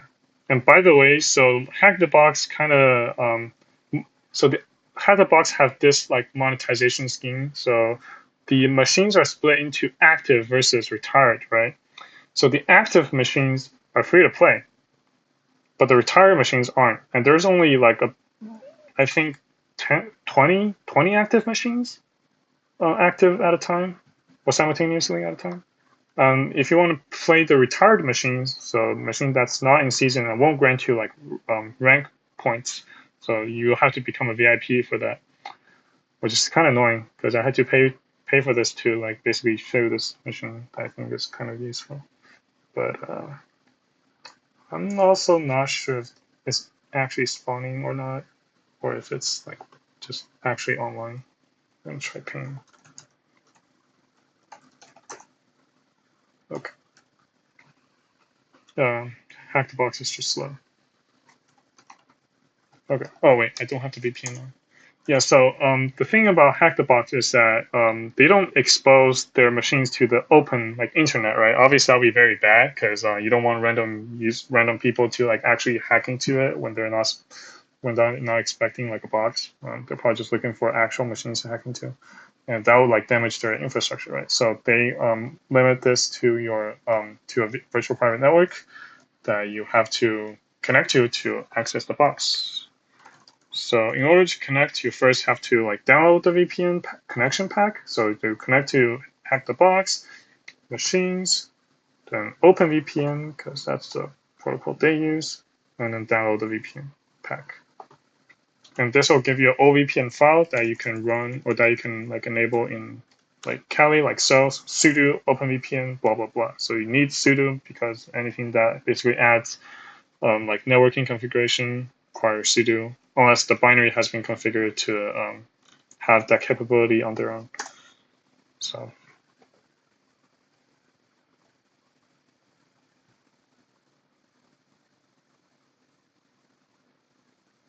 okay, so yeah, once you see initialization sequence completed, that means you're connected. You can also verify by doing IP address, like IP adder address, right? Or you can just do IPA.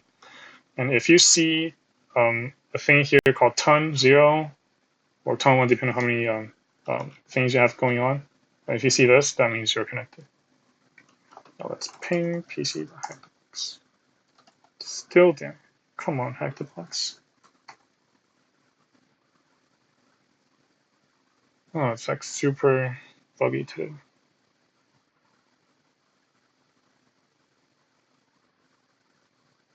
I mean, I certainly hope it's not just broken because I'll be very pissed. But yeah, I guess while we're waiting, I could talk about like how the general process of exploiting something on Hack the Box works. So there's not sure if you guys noticed, but there's two things that you can submit. I've played this before, so I already submitted these flags. So, but the thing about Hack the Box is that there are two flags you can find and submit. So the user flag is like you can find user flag in the home directory of the unprivileged user that you would get access to when you first exploit something. So maybe you're trying some kind of web server and you found a way to get like remote code execution, and that will most likely land you in this unprivileged user, right? And usually you can find the flag in some home slash username slash user.txt. And it'll be like a like 32 digit long hex string or something like that. But yeah, sometimes you might get an exploit, you might get a foothold of some sort, but you don't get direct access to the user flag. That means you have to somehow pivot. So you might land in some kind of Docker container. And you have to enumerate your way to find your way to the actual host machine, and so on and so forth. So it could also be a kind of complicated journey to the user flag. And after you got into the user, you have to find a way to privilege escalate to root. So maybe there's some kind of misconfigured services, some kind of special setuid binaries that has some vulnerabilities. It could be literally anything, and have to find how or what's vulnerable and get the root flag. That's located in slash root slash, I think slash root.txt. Or I'm not sure. Root slash. Yeah, whatever. We'll get there when we get there. Jesus Christ.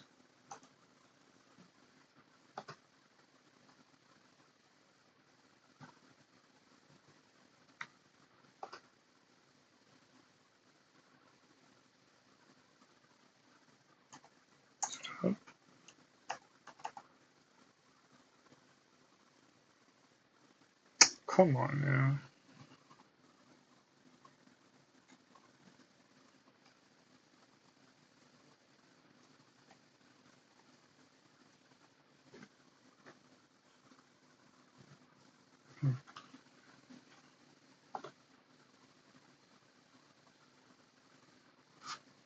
Is that the issue? I don't know.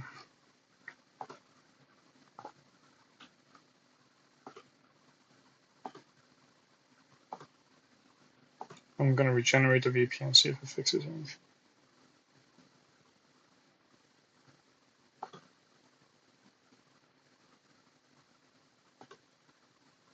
Oh, it's up. Gosh. Ah, Jesus Christ.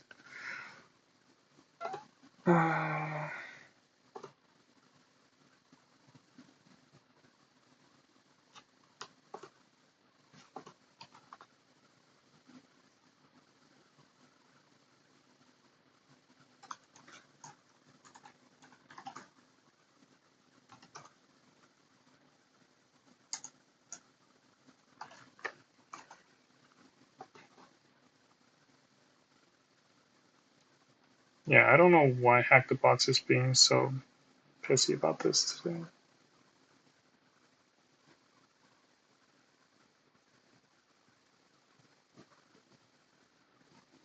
Okay, bear with me here.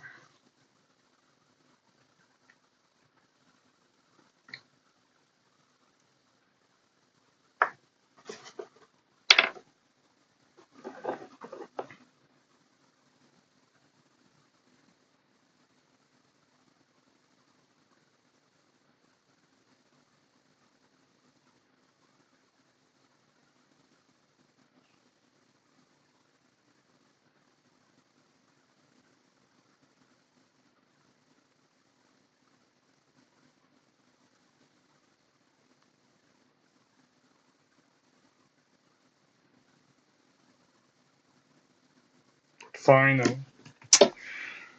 All right. Yeah, so as you can see here, I'm not sure you're still on the call, right? Okay. Yeah, as you can see here, so Hackbox, once you spawn the machine, will give you IP address you can hack into. So one of the first thing I do is to put it in the host file. So I think I've already done it before. Is it the same IP? They're usually the same. Yep, they're the same IP. So the benefit of this is that you can do pc.htb instead of having to remember the whole IP. Just for convenience, you don't really need to, but um, sometimes some web servers will redirect you to this host name. So like in this case, pc.htb. So if you don't have that in the host file, obviously it's not going to resolve for you. So most of the time, I'll just recommend doing this. Now, in order to not like use or not let you guys see my past like shell history, I guess I'll use the private mode. So what I usually do is, so I'll make a directory for this box, right? And then I'll start an nmap scan. Now, I'm not sure if everyone heard of nmaps. If anyone don't know about nmap, it's basically a tool that scans an IP address, right? Like we want to know if there's any services running on the IP address. Now, what do I mean by service? So it could be a web server, like it could be like we might be able to access it with HTTP and then pc.htb, right? So that would be something that runs on port 80 or 443, depending on if it has TLS enabled. And most of the time, stuff that runs on Hack the Box don't have, or web servers that runs on Hack the Box machines don't tend to have like HTTPS. But still, we want to figure out what ports are open and what services are running on which ports. So we can do first make a directory called nmap to save, or I didn't really need to do nmap, or I didn't really need to do -p, but and then we can do nmap, so -ss, sc, sv, and then oh wait, let me do.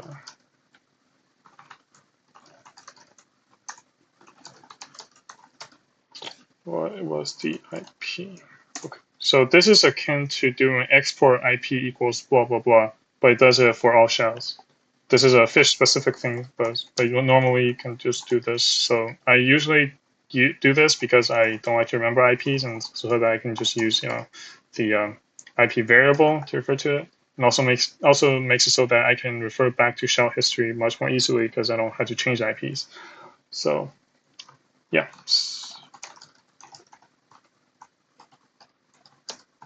SVC. I'll explain the command when I finish typing because it does take a lot of time to run, or I guess like 2 minutes to run, I guess. So P, I'll put all formats. I think that's it. Okay. So now, what do each of the options mean, right? So mmap supports various kinds of scans. So this S, the little S stands for like I guess scan option, and then the big S stands for SYN scans. So if you have heard of like how TCP handshake work, the first part of the handshake is that the client sends a SYN packet to the service, right? So and then the service responds with like SYN ACK, and then the client responds with ACK. But then if we want to do scans quickly, we don't really want to go through that whole handshake. So what mmap does is that it just sends the first SYN and then see if, by the way, SYN stands for like basically synchronize, and ACK stands for like acknowledge. I think SYN stands for synchronize, but yeah. So what mmap does is that to make it quick, it only sends the SYN part. And if the service responds with something, then it just moves on. It doesn't respond. It doesn't respond back.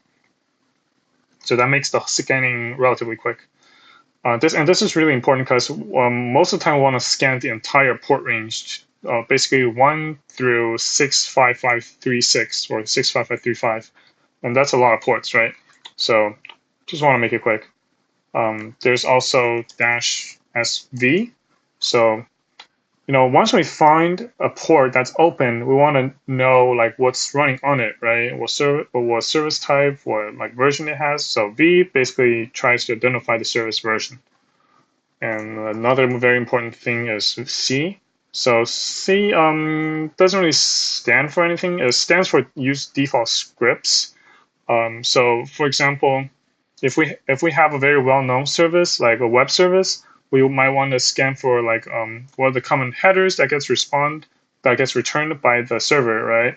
And stuff like that. Like default scripts will handle some of the common stuff you want to know about the service and do it automatically for you, so you don't have to do any manual enumeration. It's just basic stuff like that. Now, if you know what port you're looking for, you can also do like port 445. This is SMB, right? And you can specify a script manually. See, like there's a lot of scripts, right? So some of these scripts will actually try to like exploit stuff or try to attempt to check if something is vulnerable. So a lot of times mmap won't run those because they can actually mess up the server or bring it down. So yeah, for like things like checking if something is vulnerable to eternal blue, you might have to run this against the service, and you use the -- script option basically. Yeah, yeah, mmap scripts are really powerful. But enough about that said. Let's go back. So now that we have the script result, oh. And the reason why I did like -vvv is because I want to see all the ports as they're being discovered. So normally, if you don't have any verbosity set, it'll be completely silent until it produces this like whole dump of information. And sometimes for like SIL machines, it can really take a while. Like in this case, like the scan took 2 minutes, right? So we want to know as many ports as we can along the way, so we can enumerate manually as this automated enumeration is going on. And the general like tip for like penetration testing is that just to keep as many things going on, like or keep always keep something running in the background, basically. Uh, and dash P is port, and if I use like a dash, it means go from the lowest to the highest with no limits, basically scans all port ranges. And dash OA means output all formats. And if we look at the mmap directory now, we'll be able to see it has the 3 different formats. So .mmap is just what we see here. .gnmap is like a greppable output.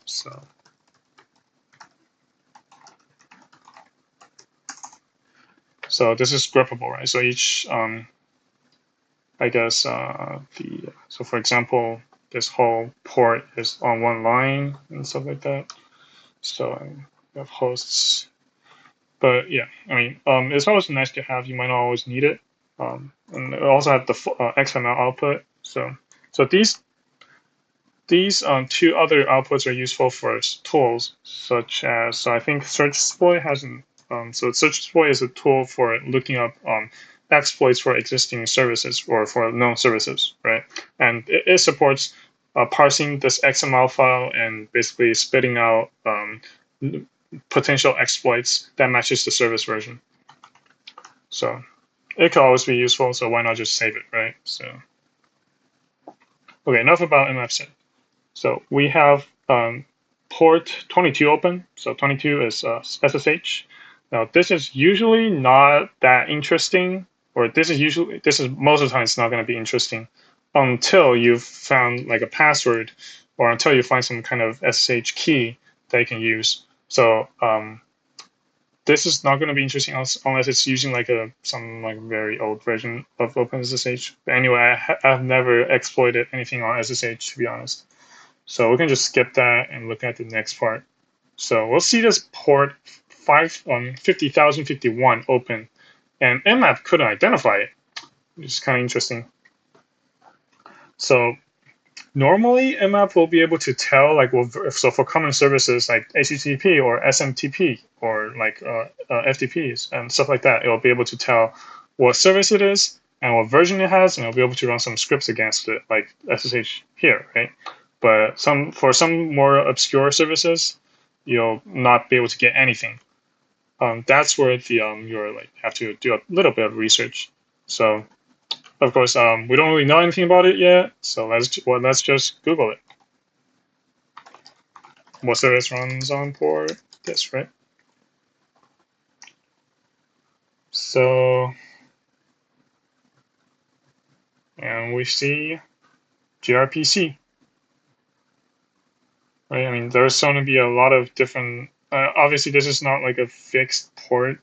That's like I'm not sure if it's assigned to gRPC by like INA or something like that. But in this case, this is actually just gRPC.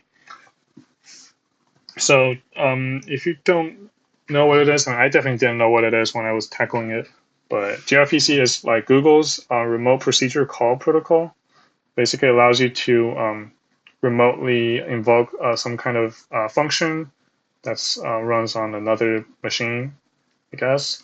So this sounds kind of vague, but imagine this is like a REST API, but in like a more binary format, because gRPC uses what's called protobuf. It's I think it's another Google stuff like thingy, where it's like JSON but a lot less flexible because it's binary, and I think you have to like, yeah, it's kind of messy.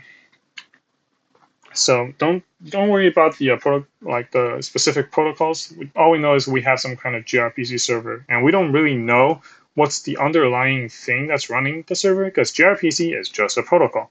It might be running like say Go, it could be running Python, it could be running anything, right? So we don't really know what it is until we have interacted with it. But right now we don't know how to interact with it. That's kind of the problem. So let's just look at gRPC tools and see if we can find anything, right? There's like some Python bindings or some like .NET stuff or even npm, but we'll kind of want to look for like command line tools that we can readily use without coding.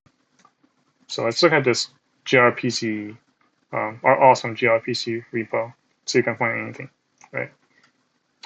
Now, personally, when I encountered this, I kind of just said, okay, fuck it. I'm just gonna go to ChatGPT and see what I can find, right? And what it recommended me, among other things, was like gRP curl or gRPC curl, just this thing right here. By the way, can you guys see the web page is fine? Or can you guys read the web page is fine? Like, should I zoom in or something? Zooming in would be nice. Okay. Yeah. So like gRPC. Okay, so it's like we have an HTTP server and we don't really want to code or we don't really want to type the raw HTTP request headers when we want to like enumerate, right? This serves a similar function as a curl for HTTP. So let's just try to download it. Normally, for like tools on GitHub, you can expect to find some pre-made, pre-built releases. So they can come in various formats, but in this case, they've very kindly packaged it in Debian or in a deb format. But you can also just download, the raw binary here. Let's see if we can find it. Yeah, so this is the raw binary, right? I guess for convenience, we can just do that. But let's see, AMD64 copy link.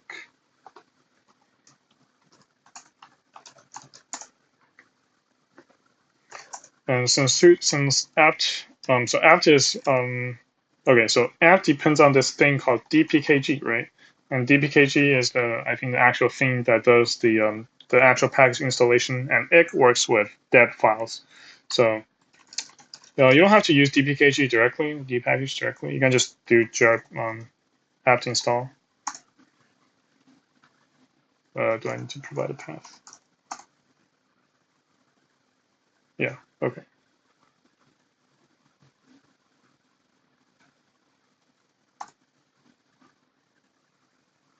Okay. So let's see if we can. Okay. So now we have this tool. Now we don't really know how to use this tool, so we have a couple options. Like, so I like to use the tool called like TLDR. It's like you can install it using Python by pipx. I don't have pipx here, but you can do pip install TLDR, and it'll give you this command line tool that basically gives you a TLDR of the man page. So we can see that. So we know what the server, because hostname and port is. So and try to just yeah, we can try to list what's on the server, right? So let's try that. pc.http, we know the port is 5000 or 50,051. And let's try list. So it says it wants a TLS handshake, but as we know, like for Hack the Box, you're probably not configuring it with TLS. So let's see if man page has anything. Well, there's no man page for this, so kind of have to use like a help option. See if we can pipe it into a pager. Okay, it doesn't want to work. That most likely means that it's printing into sender error, and we kind of have to redirect it to sender out so that Les can get access to it. And if you don't know what this means, I recommend you to like review like Bash basics or like go to Linux Journey and go through the lessons there. That would be very helpful. Yeah. So if we try to look for TLS, see if there's any relevant option to disable. Found it. So that's plain text, right? Disables TLS. See if we can plain text. So we see this thing called simple app. Now, can we try to list simple app? Okay, we'll see a bunch of interesting, I guess, endpoints. So you can think of them as just like REST endpoints, except they're like you can only interact with it using gRPC. Now let's see if there's any other commands we can do. So instead of list, you can do describe, which might give us more information about the endpoints. Let's try that. So we see there is this login user, register user, blah, blah, blah. Now, could try to register a user, but why not just like try to log in, right? Let's see what's actually required for login. So in this case, we need to pass in some kind of structure that satisfy this login user request. So turns out it's just a username and password. And I'm gonna slow it to you. This grp curl basically I can accept JSON the data, so I'm just gonna give it. So let's see if there's any actual authentication built in. Right? And I think to call, we do simple app login user request. Or simple app login user. Might be wrong. Because login unsuccessful. So we could try just like using a couple different common passwords and usernames. Let's just try admin. Says your ID is 713. Okay, so that means we found the admin user, I guess. So this endpoint by itself doesn't really tell us anything interesting, right? So the get info endpoint does sound interesting. Let's see what this does. Let's try to describe.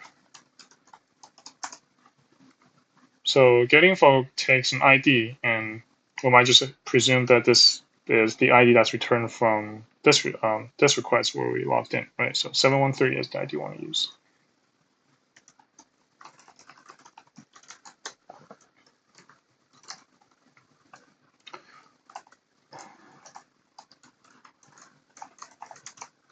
So ID, okay.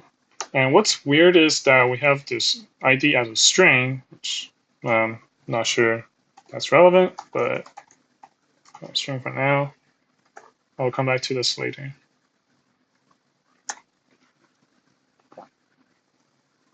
Oh, it's getting fun. Yeah, and this is not specified in the request format or the I guess the protobuf request. I'm not sure how to call it schema, because the request message format I guess says that we only need an ID, but the server also wants a token header. So, but then we don't really have a token anywhere, right? Yeah, and this is the part where it kind of got stuck originally, because like there's nowhere for it to be found. I'm kind of glad I used grp curl, because I'm not sure how I would have gotten it with any other command line tools. But basically, I was trying to debug with it, right? Trying to see if something went wrong, if there's an error that's been hidden. So if we look at the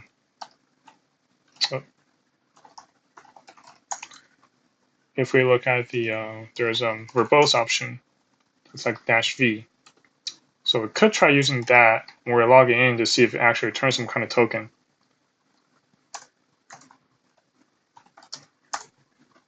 Yeah, and turns out it does. So it has some kind of response trailers that's not present in the main response, I guess.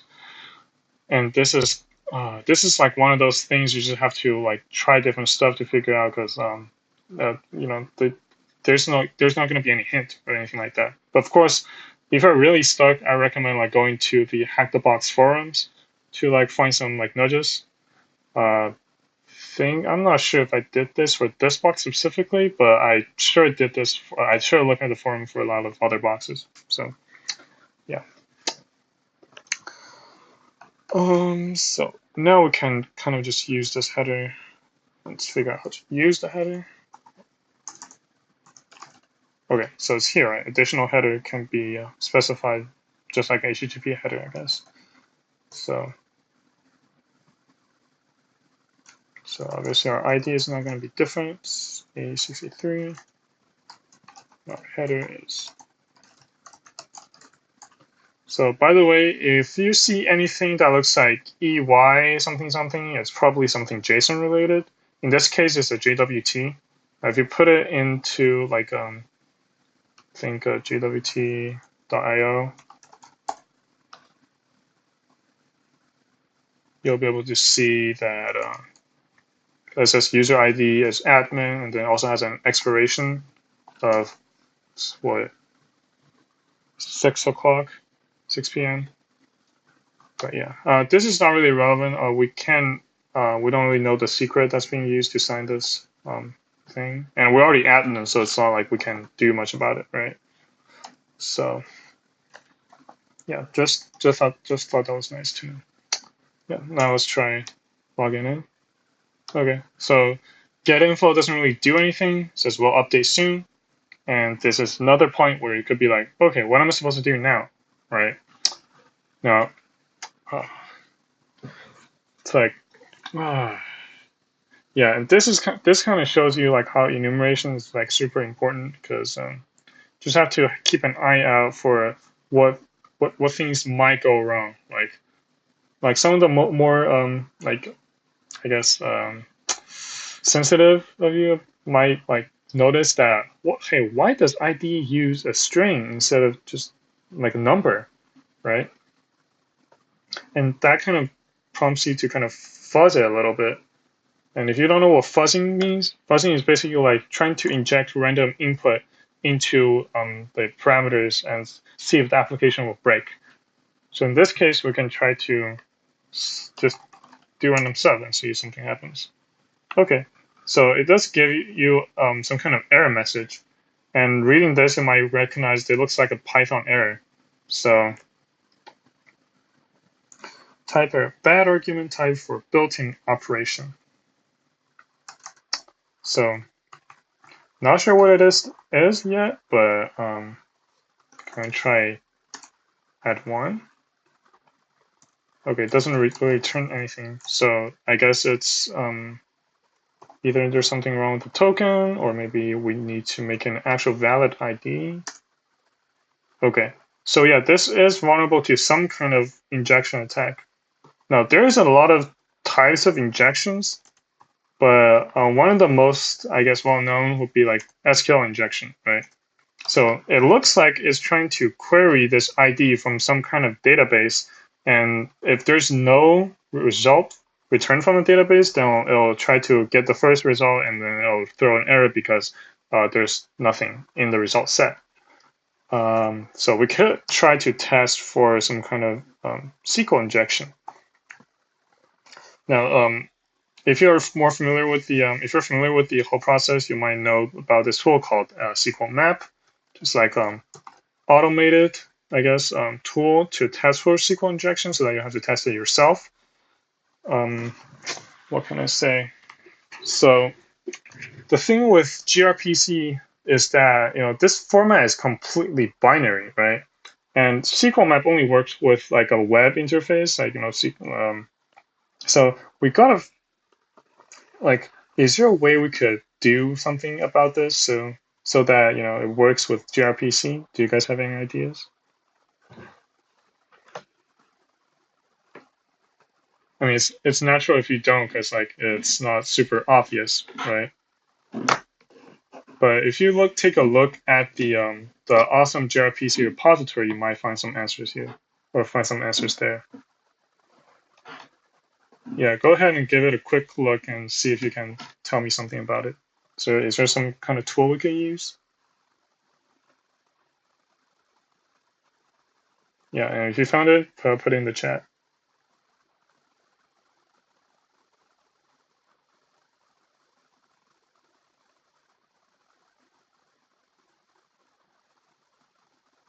Yeah, wait like 1 to 2 minutes. So if you guys haven't found anything, I'll just reveal the answer. But I think it's not too far of a leap to make if you're actually on the awesome gRPC repository.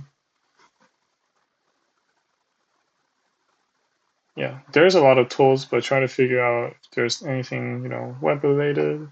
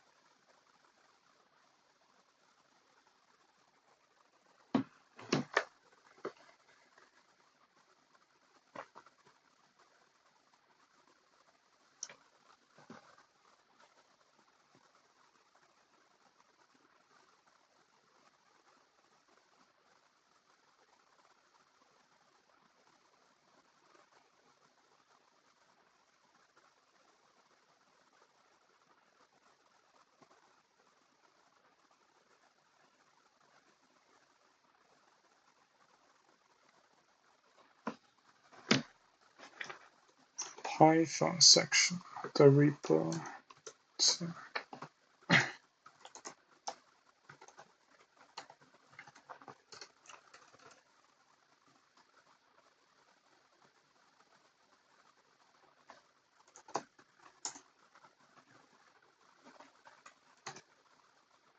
no, not really. We want to find something that can be used by a SQL map, right? To like, so remember, SQL map takes or only works with web stuff. So is there any way we can make it somehow make gRPC a web interface, right? So that's why we can just take a look at, let's see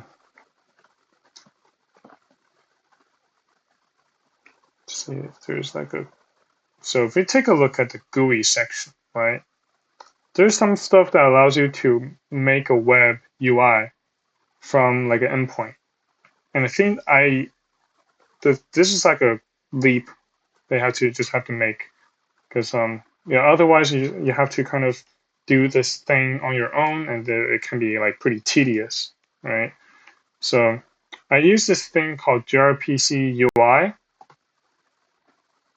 and basically allows you to connect to like launch a local server that like basically just acts as a interface or a proxy for the actual gRPC endpoint.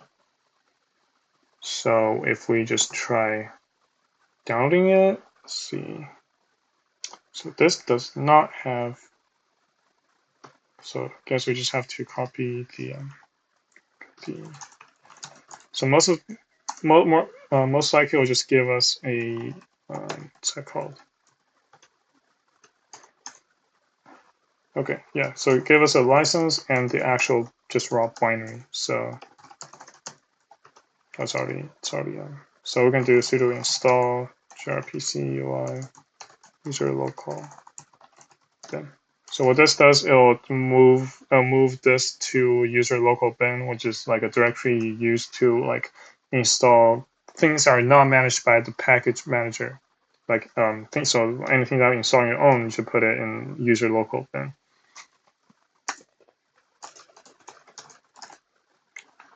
So right now, if we do, this works. Okay, so can we get a TLDR for this? Nope. So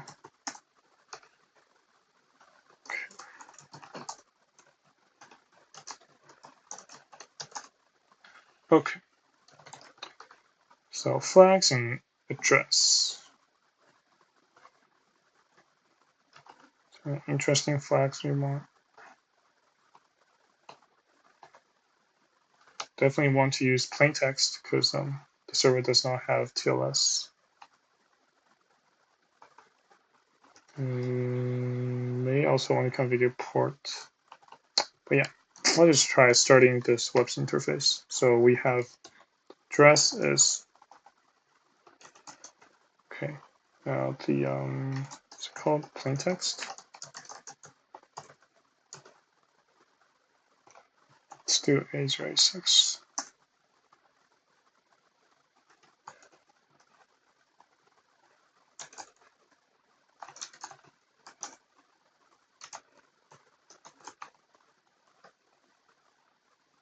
Was I using the wrong? Was I doing the wrong page? No. Additional flags. Okay. Might just have to be after. Okay. Yeah. So now this works. So now we have like a very nice interface for interacting with the app, right? So let's try to do. Let's just try. Where is this PC?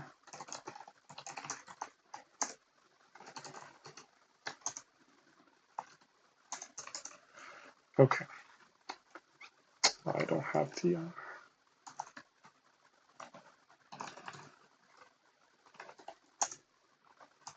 Okay. Let's try to log in and get the token again. So what we want to do is basically craft a request here, I think. And is there any header we can use? Get info, request metadata. Not sure if that's where we want to put it, but okay. ID is 372. Okay, now let's start a proxy.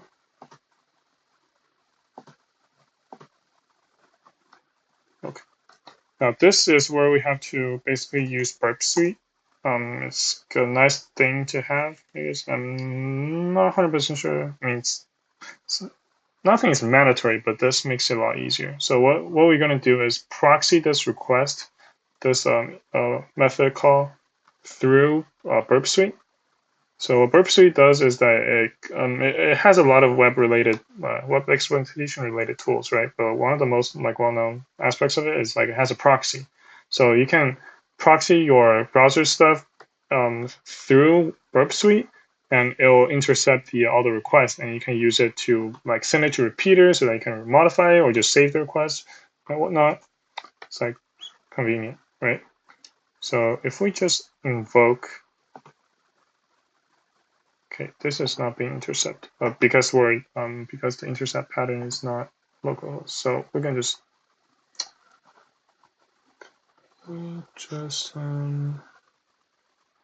enable.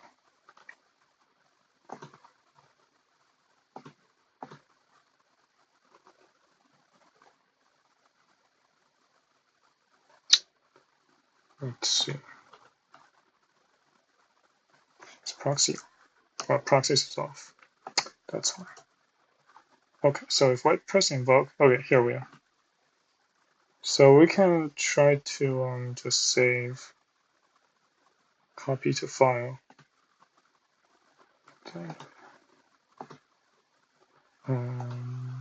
Workshop.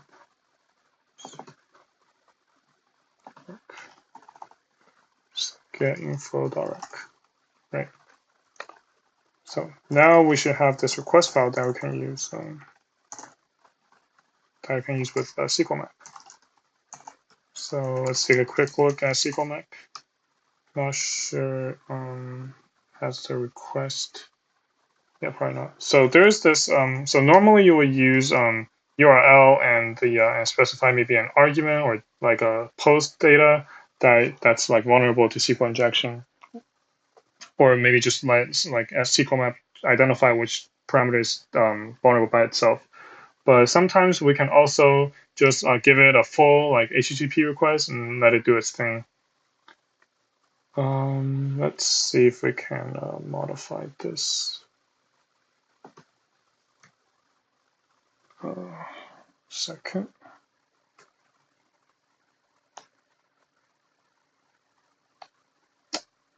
So yeah. Okay. So there's this option called R, which stands for request, right? We can use it to specify the request file. And there is so we are. Let's just see what happens when we try to run this. Yep. Let's say no and see what happens. So yep, so it got some kind of injection point or place that's vulnerable to injection. So I figured out that ID has union, it's vulnerable to a union styled injection. So what we can do is we can try to dump the database using SQL map. So just -- dump is enough. And we can also let it know that the backend is SQLite because it already noticed that. So that doesn't have to do the thing again. And also need to specify the parameter that's vulnerable.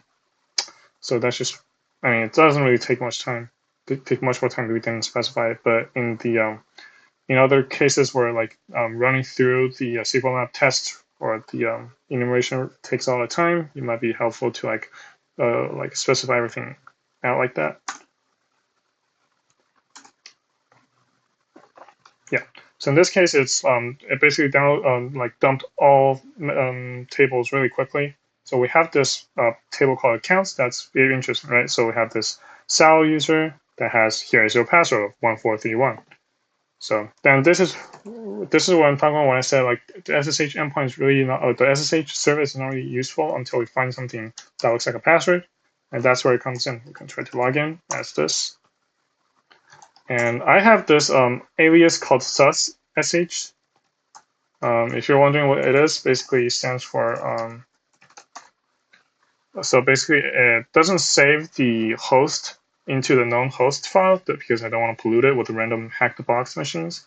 And I also don't do like strict host key checking. So basically it doesn't ask me if I like the key or not. So yeah, I think it's a pretty nice thing to have when you are working on labs. So now that we are on this machine, okay, let's save the password somewhere. It's always a nice thing to do. So and creds. So now whenever we lose access to whatever thing we ran here, we can still like kind of like refer back to the creds. Okay. Here is our user flag. Yay! So it's like a hex string, right? Now that we are a regular user, we can try to like escalate our way to root. Some common things I'll try is like check if I can do sudo-l and it requires a password. So now we don't know the password. Well, actually, we do know the password for Cell. Say we can do here's your password. See what comes out of it. Yeah. So we are not a suitor. And we check ID. Yeah, we're not a suitor. So I mean, there's other things you can do, but one of the things I like to do is just to download like limpies and see what happens. So limpies, right, there's this limpies.sh thing that's like really bad. Don't actually try to use it. It's like a fake limpies that's been set up. Anyway, so at the bottom there's like a thing that says don't download random stuff from random scripts from the internet or whatever. It's being set up as a fake thing. So don't only download from the official GitHub repository.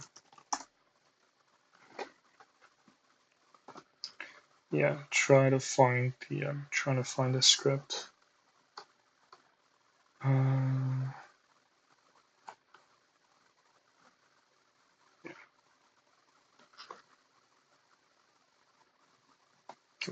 this. So the thing about Hack the Box is that the Hack the Box machines don't have access to the internet.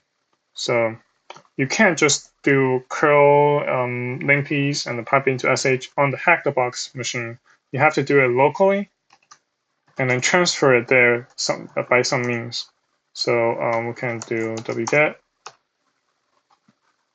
So since we have SSH, there are generally two ways to go about this. We can either host like a local Python HTTP server and just curl it here in the SSH session, or we can do SCP. I'm going to demonstrate both ways anyway, but I'm going to do SCP. So SCP is basically you're trying to copy something over SSH. So to sal.pcb.hp and then npm/sh. Don't think this is really necessary, but yeah. Don't need a password. That's where the creds comes from. Yeah, and really like tmux because you can create windows really or create like splits really easily, and it really helped during the OSCP exam. So now we should be able to see there is a limpies.sh on the user's home directory. But then alternatively, we can, well, imagine we don't have SSH, we can do this. And this will basically create a HTTP server on the local, or serving file from the local directory. Well, the only thing we need is to figure out what our IP is, and make sure to select the one that's on the ton0 interface. That's the tunnel interface used by OpenVPN. Anything else wouldn't work because it's not really the Hack the Box machine doesn't have a way to route to your private network or private IP. So we can also do that. and that also worked. So just two ways to like transfer files. I'll see like a GET request here. So yeah, let's see what happens. I'm gonna just pipe it into linkpiece.log. Yeah, so what linkpiece does is it's basically a massive script that enumerates a lot of stuff on a Linux system, and it'll kind of give you like a nice color coding. So if it'll highlight stuff that looks like a privilege escalation vector with like a red background, or I mean yellow background with a red foreground. There's a lot of kernel exploits, but we're not going to use those. Kernel exploits are generally like a last resort thing when there's like no known or there's no obvious exploits for services and stuff like that. And a lot of times when the box author doesn't want you to do like kernel exploit or like Linux I guess general package exploits, they'll just try to patch it. So the script might say that this might be vulnerable to such and such exploit, but when you run it, it actually doesn't work. It's like how like OSCP exams does it too. But so basically, we just have to read through everything. Most of the time, you can just scan. Lot of the stuff it prints, or not all of the stuff it prints, is like useful for us. Jesus Christ. Okay. So let's see. Yeah, blah blah blah. Not a container. We're not running on any cloud. Is there any interesting services or any interesting processes that's running?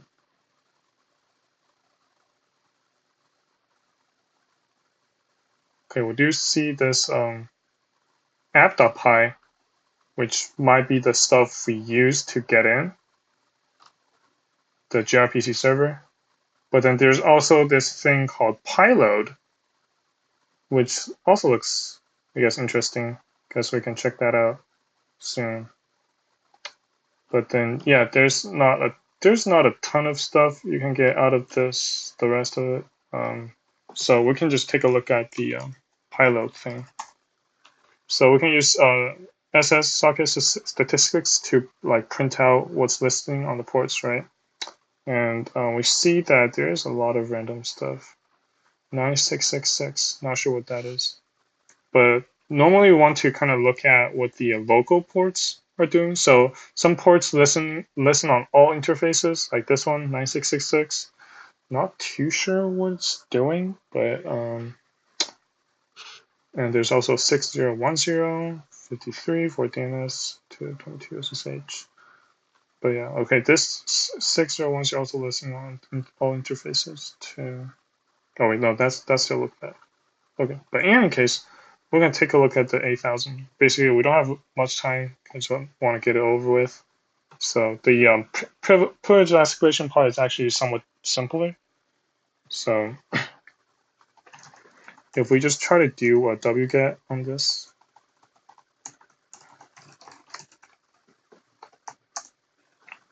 you'll just see that it's actually a web server. So, and remember about the thing I said about like pivoting and stuff.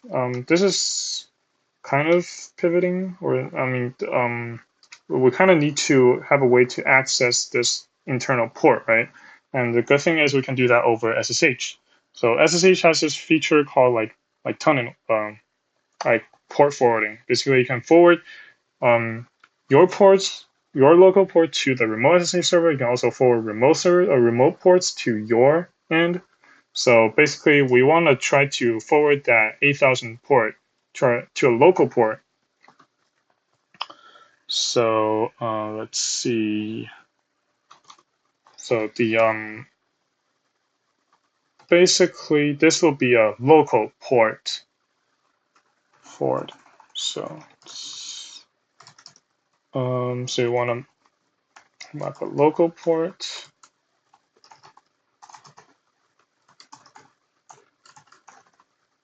I think so. I think, yeah. So this is the remote. This is the remote portion. So we want to forward the local. Right, I shouldn't say local, but we want to forward the PC.HTTP port 8000 on the loopback interface to our to this machine, attacker machine's port 8000, and yeah, and do sal dot what's that called? PC.HTTP. Do we have the password? Yep. And we also want to add a dash n so that it doesn't launch a shell. Yep. So now if we check our own .ss, we should be able to see a port 8000, and here it is. So now we can do localhost port 8000, and yeah, we see a payload interface. Yeah, we could do some enumeration and see what payload is all about, and that's what I do in a normal like HTTP run. But to make it quick, I'm just gonna reveal like the secret. There is like CVE or basically a vulnerability that's been found in payload that allows for remote code execution. So we can find it with search exploit payload, and there's this CV you can use. And these exploit scripts are basically hosted on exploitdb, and search exploit is just like a searching tool for it. So yeah, this is also run by offensive security. So yeah. So in order to get it, do this. Okay, now we should be able to get access to this script. And the kind of annoying thing about exploitdb is that the exploit you get doesn't have the right shebang line. So you have to add it yourself. Let's see, do I have the command line history?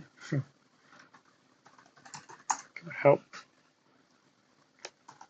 So URL would just be localhost 8000, I think. Then command would be so most likely the exploit is going to be silent, right? You're not going to be able to get like a command back unless the exploit supports it. So yeah, in this case, the exploit doesn't support it. It just executes the command and just goes bye-bye. So what we're going to do is we have to somehow make it send a shell back to us so we can interact with it. And that's basically called a reverse shell. So I'm gonna go more in depth in the future, but reverse shell basically means that the server sends a shell back to you, or in this case the server is the thing you're trying to attack, right? The target sends a shell back to you, and you are the one that's listening on your own local port. This has the benefit of basically penetration or penetrating any NAT you might have. Okay, I'm trying to finish this before 4 so that we can don't take too much of your time. So bash, let's see.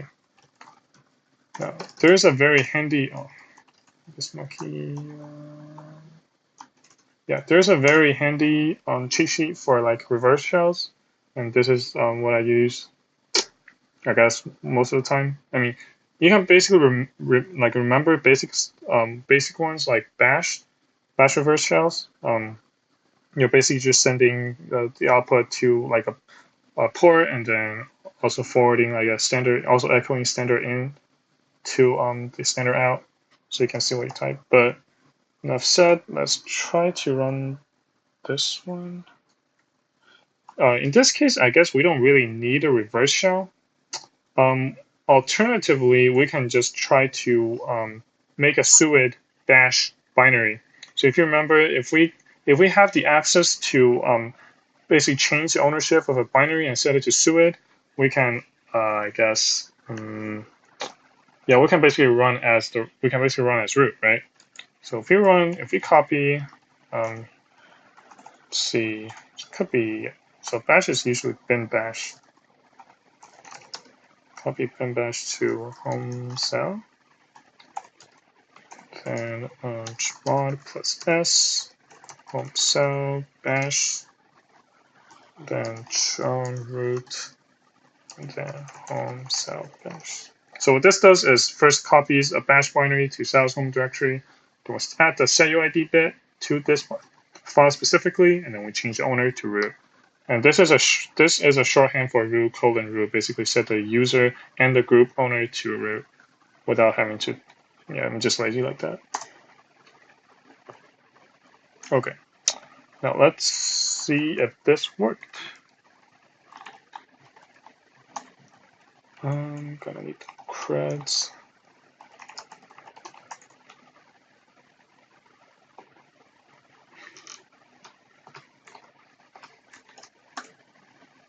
Okay. Doesn't seem like it worked. Something wrong with chown. Let's see. Oh, I did bitch mode. Plus S not work.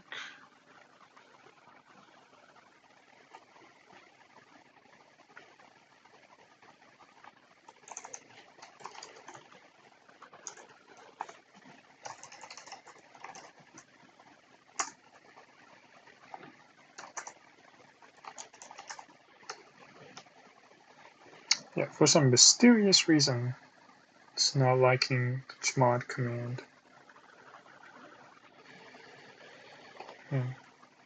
See if we can copy it somewhere else. Try doing temp.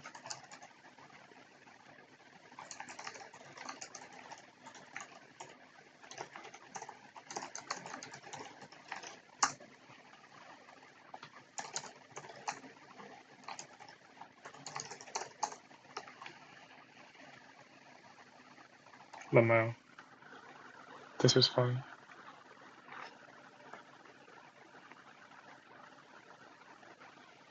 Okay, alternatively, we can just try the bash reverse shell, which hopefully should work.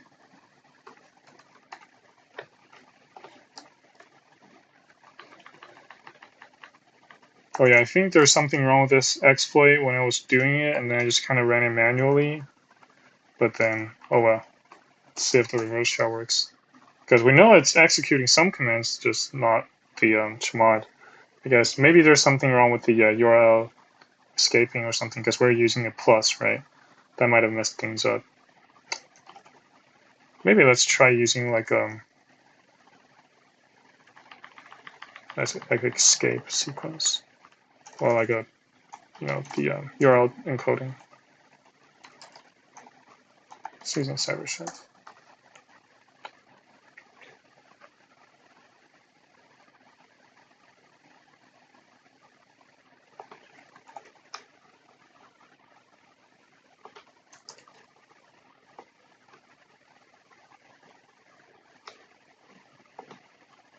Should be.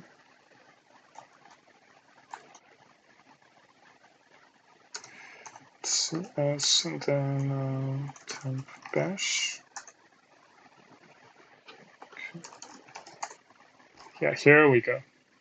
Okay. See if it works without that ID. Still sound. So bash has this thing where it kind of drops the privileges unless you ask it not to. So this -p thing tells it to like maintain the setuid bit. So right now, if we do temp bash -p, it'll go let's root. So well, now we're officially root. Okay. Yeah, and we have the root.txt. So yeah, I hope this has been somewhat helpful in like understanding how this whole process works. Like I hope it kind of shows you like how to tackle unknown circumstances and unknown services, especially like gRPC, where you don't really get a lot of like I guess information on the internet to work with. Like usually I would use stuff like hack tricks to kind of give me a briefing of how to approach a certain what's it called service, right? But in this case, it didn't really have relevant information. Kind of has like a gRPC web, which I'm not sure if it's. I'm not sure if that's the same. It's probably not the same as the just like a raw gRPC with protobuf. So yeah, kind of shows you how you could like research about like unknown services. But yeah, I'm gonna give you some kind of feedback form.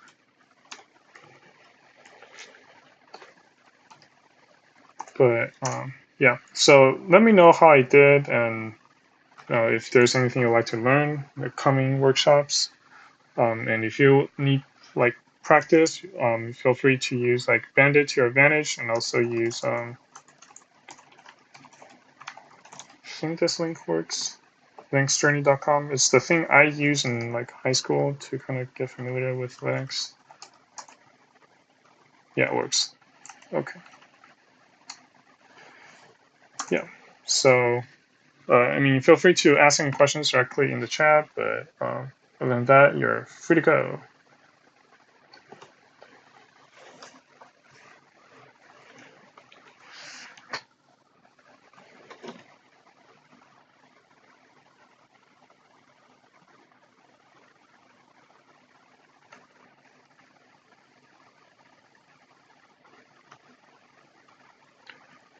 Well, thank you.